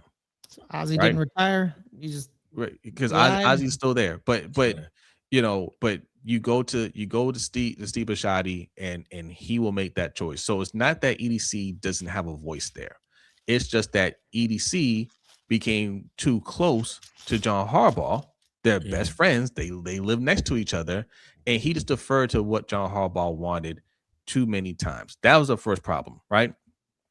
Also, what you're saying is, hey, look, it's on the head coach to develop these guys. It's not the GM's job. True, which is why EDC still has his job, and John doesn't. Which is why EDC is on a hot seat, and Steve Bisciotti said that in so many words, right? This year, it's the coach's fault. Next year, it's going to be your fault, right? That's why he's still here and John isn't, because he's saying, hey, okay, I recognize that they didn't do a good job developing these guys. You drafted a lot of guys, so I'm gonna go off of that. But you might want to hit on this year's draft. That's how Joe Shane kept his job. He basically blamed Brian Daboll. It's like it's all Brian Daboll's fault. It's not my fault that I drafted shitty players, but it's all Brian Daboll's fault. Right. Yeah, you can put that. That's a one-time thing, and I've been saying that for years, right? Like it'll be Harbaugh that ends up getting fired first, because he can always say, "Hey, boss, me and Ozzy, we didn't make the wrong pick because Ozzy's still in the building." Right. And Ozzy's had so much success here. He can easily say, "You think we are the problem? You think me and Ozzy are getting it wrong? No, John over there." Right. And that's what happened. Because GMs don't listen to coaches, and because a lot of teams do best player available. Because if you're listening to your coach, you draft to need. It's like, what do I need? I need I need this. And GMs are like, we're going best player available. I don't care. Well, Joe Shane's gonna have to listen to his coach. Oh yeah, Joe Shane's gonna have to listen to his coach. I can't. Hey man, I can't wait when the draft comes around and it's pick 5 and Caleb Downs is wearing a New York Giants hat. I can't wait. Even though we drafted a safety and we signed a big money safety, we're gonna draft another safety.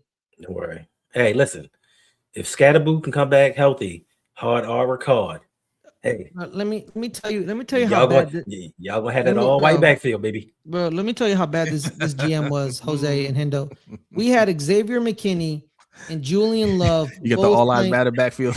Yes, absolutely.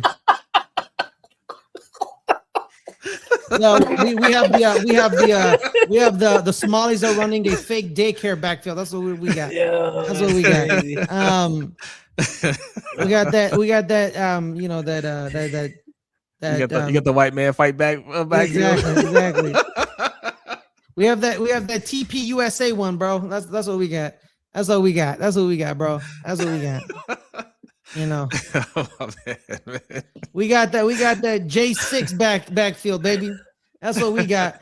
Because hey, don't discount our quarterback. He's a part of that. Yeah. But yeah, no, that's the thing, bro. Like, what's up, black guys? Like, he's not good at their jobs, man. They're just not good at their jobs. Yeah, they just don't. Like, no flagship, no. Flagship says, Roll probably might end up keeping Ricard as Salah brings Clinton Kubiak back. Shanahan utilizes a fullback in his wide zone run fits. Yeah, but our fullback can't do what that fullback does, though. Kyle Juszczyk is the best fullback in the NFL. He made a horrible decision 2 nights ago. Former Ravens, by the way. Former Ravens, yeah. He made a horrible decision 2 nights ago, but he's still one of the best fullbacks in the NFL.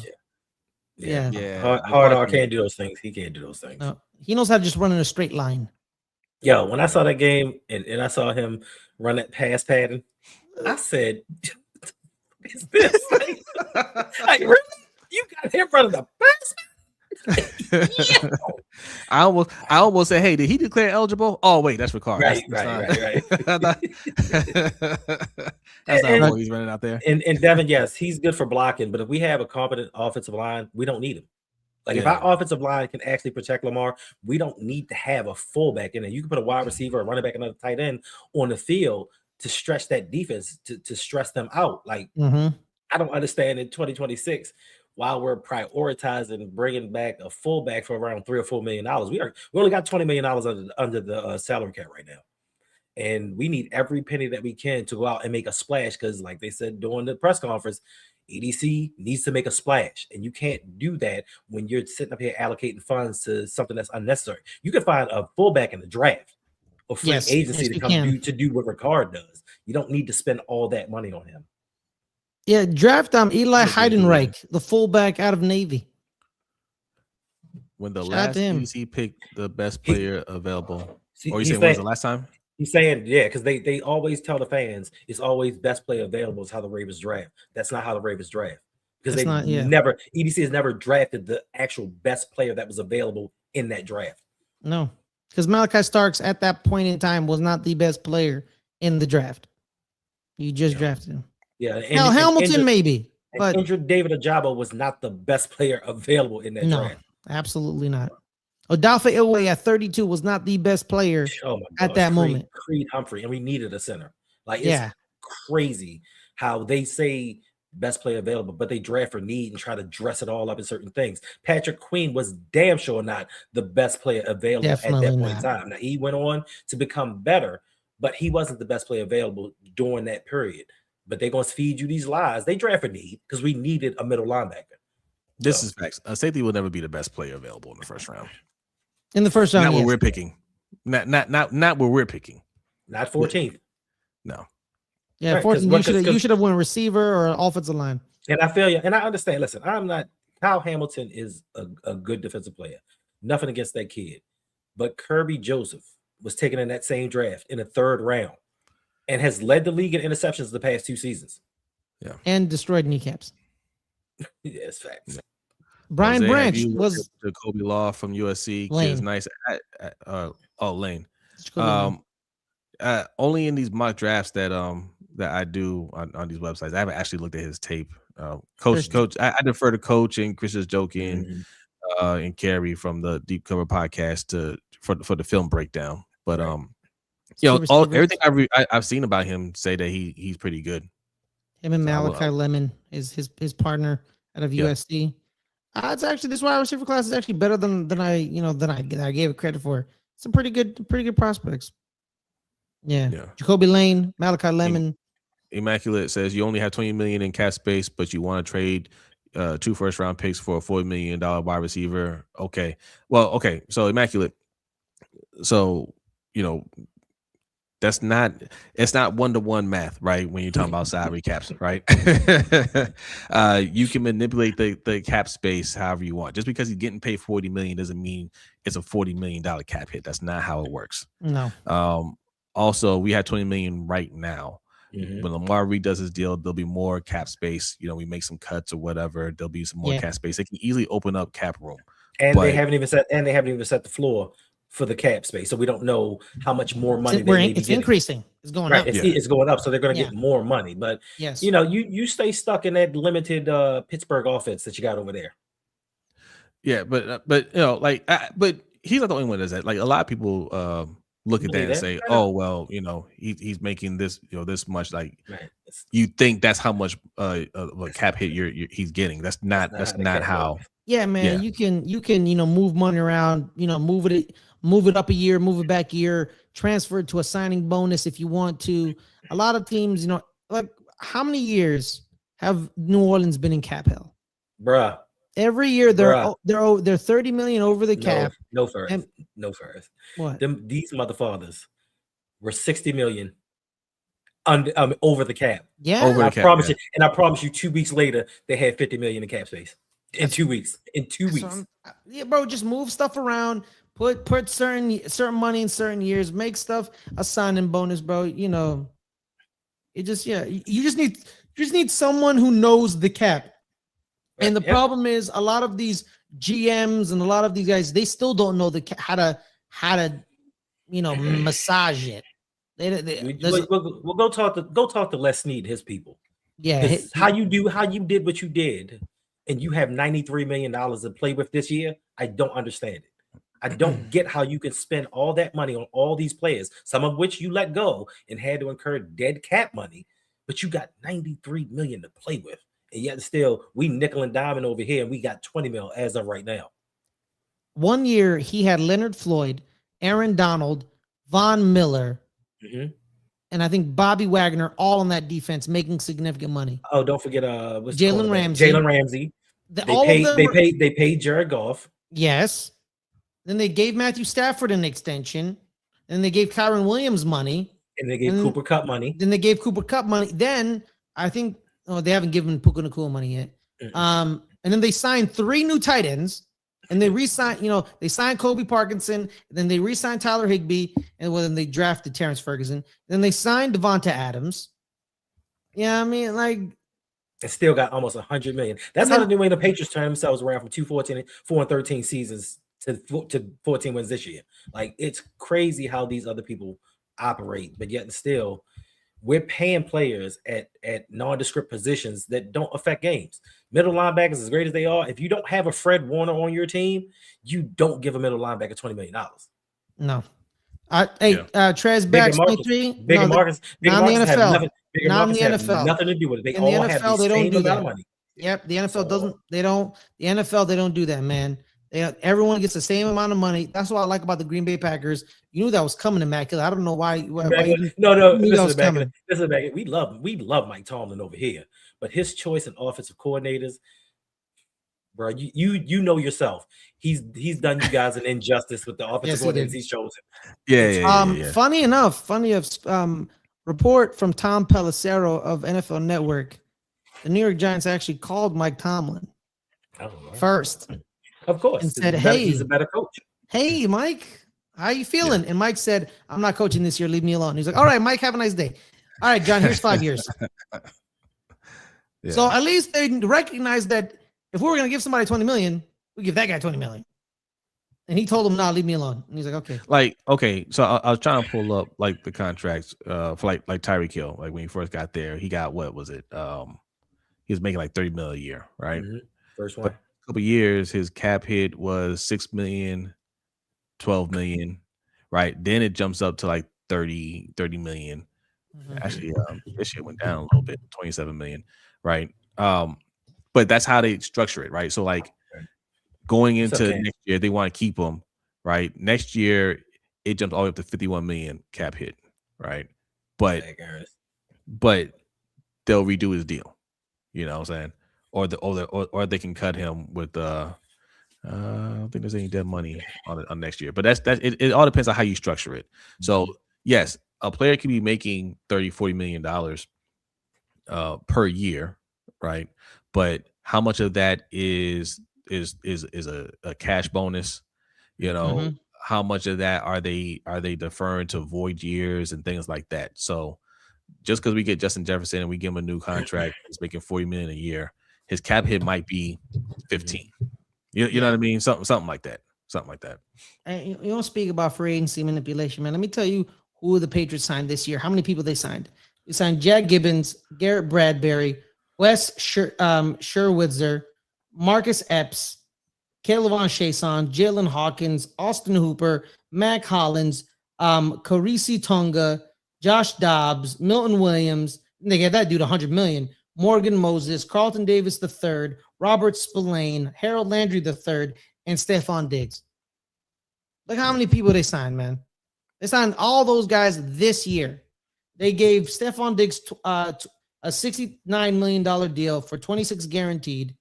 Harold Landry got 43.5 with 26 guaranteed. Spillane got 3 years, 37 mil. Carlton Davis got 3 years, 60 mil with 43.5 million guaranteed. Morgan Moses got a 3-year deal, 24 million. Milton Williams got 104 million. Josh Dobbs got 8 million. Tonga got 2.6. Holland got 8.4. Hooper got 7 mil. 2.25 for Hawkins. Kayvon Chason got 5. You see how they're just giving out money? They're just giving out money. Yeah. Just giving out money. Marcus Epps got 4.4. Garrett Bradbury, just money. Everyone just here. They just started printing money for people. Yeah. You can make it work, bro. You can make it work any way you want to.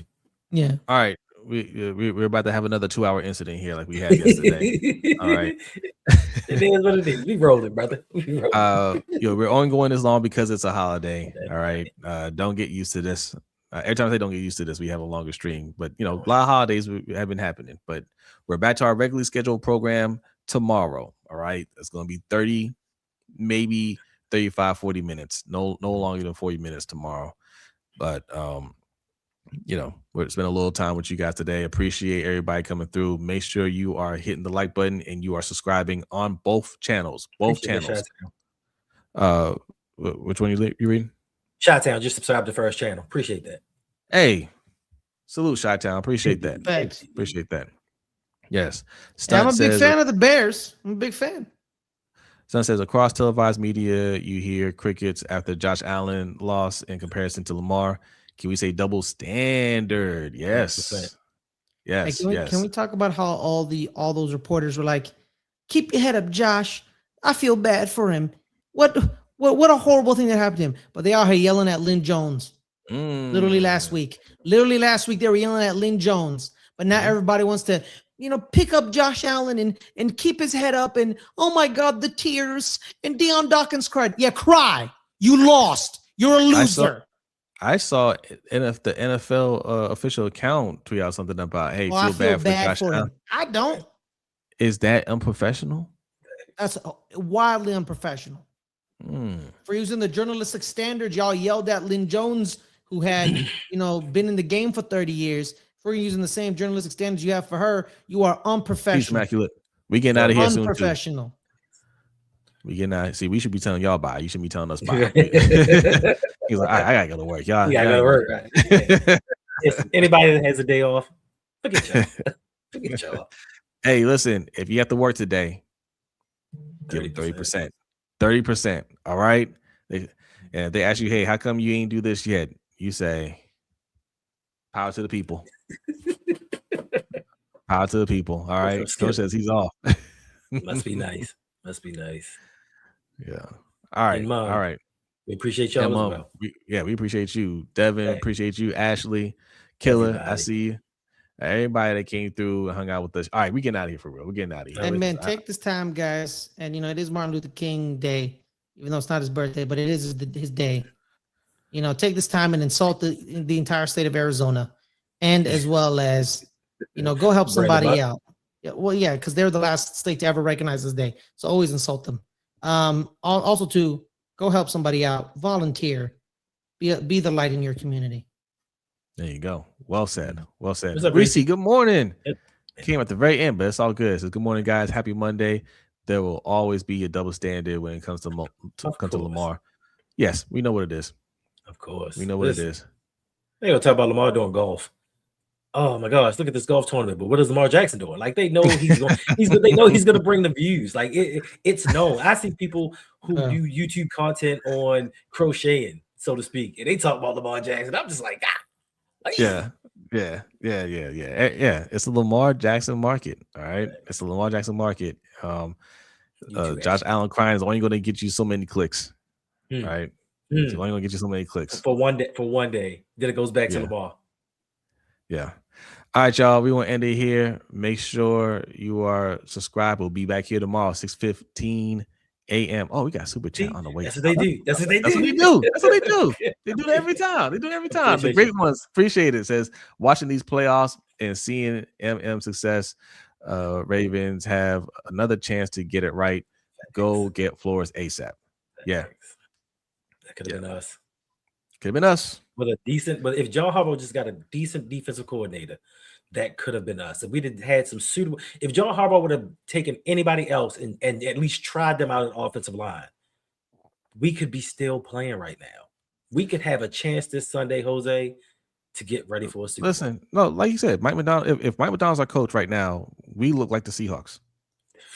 We look better than the Seahawks. Hey man, Malachi Starks may be better than we think. He may be. Yeah. We had him. If we had him. Sutton and Shannon had words about Lamar. We talked about that earlier. We already know what kind of grift Shannon's running over there, right? Like, Lamar's not in the playoffs, but you're talking about him. We know what that's about. Right. We know what that's about. And he's one of those old school haters, right? He hating on Lamar because Lamar didn't kiss the ring. Appreciate you, Tanja. Tanya says, I'm at work since 5 a.m. listening to y'all. Hey, appreciate that. Tanja, appreciate that. Yes, always. Really appreciate you. So, all right, Miss Smith, thank you for subscribing. Yes. Big Reg, it's good. Big Reg, what's going on? Yep, shoulda, coulda, woulda. Right. I can't. I mean, I can't. I like Josh Allen. I don't be crushing them like the rest of y'all be crushing them. Thanks. But I can't listen to the that was a catch. How do you call that? Oh, they're screwed. My man had 4 turnovers. I can't hear. He had 4 turnovers and he had a wide open tight end that he could just ended all that by throwing a more accurate pass. I can't listen to anything else. Mm-hmm. And your offensive line was holding all night. Yeah, but and if you listen to some of the Buffalo Bills YouTubers, they're saying the same thing I'm saying, right? Shout out to Bills fanatics. Like, they sitting there, like, yes, they'll talk about all the other stuff because they talk about the whole game, but they'll tell you first and foremost, Josh Allen can't do that. Right. All right. It's only the mainstream media that's going in like that. Your boy. Dan Orlovsky. No. Jose's best friend. Stephen A. Oh, I got so much respect for Josh Allen. He not at 100%. He ain't got no weapons. He's just the best to do it. Glaze. Yeah, he's Steven, all right. Now, you know what's funny about the Bills in that Django. Called him Facts. Steven. Facts. That's you want him in the big house? Damn, that's crazy. But if you watch the game, when were the Buffalo Bills were good? When they were running the ball with James Cook. Mm-hmm. That's when the Buffalo Bills were on a roll. Yep. And then when they had to rely on the quarterback, what happened? But they don't want. But they don't want to play. They don't want to pay James Cook. Come on, son. Yeah, I mean, they ended up, but all right, we out of here. Y'all have a great day. Enjoy your day off.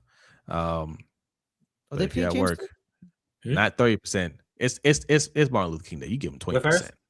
You said they paid James Cook? Yeah. Oh, They just what? didn't pay him what he wanted. He wanted to be Right. the top paid running back in the league, but they made a compromise. Ah, man, come on, James. All right, y'all. We out of here. Y'all have a great day.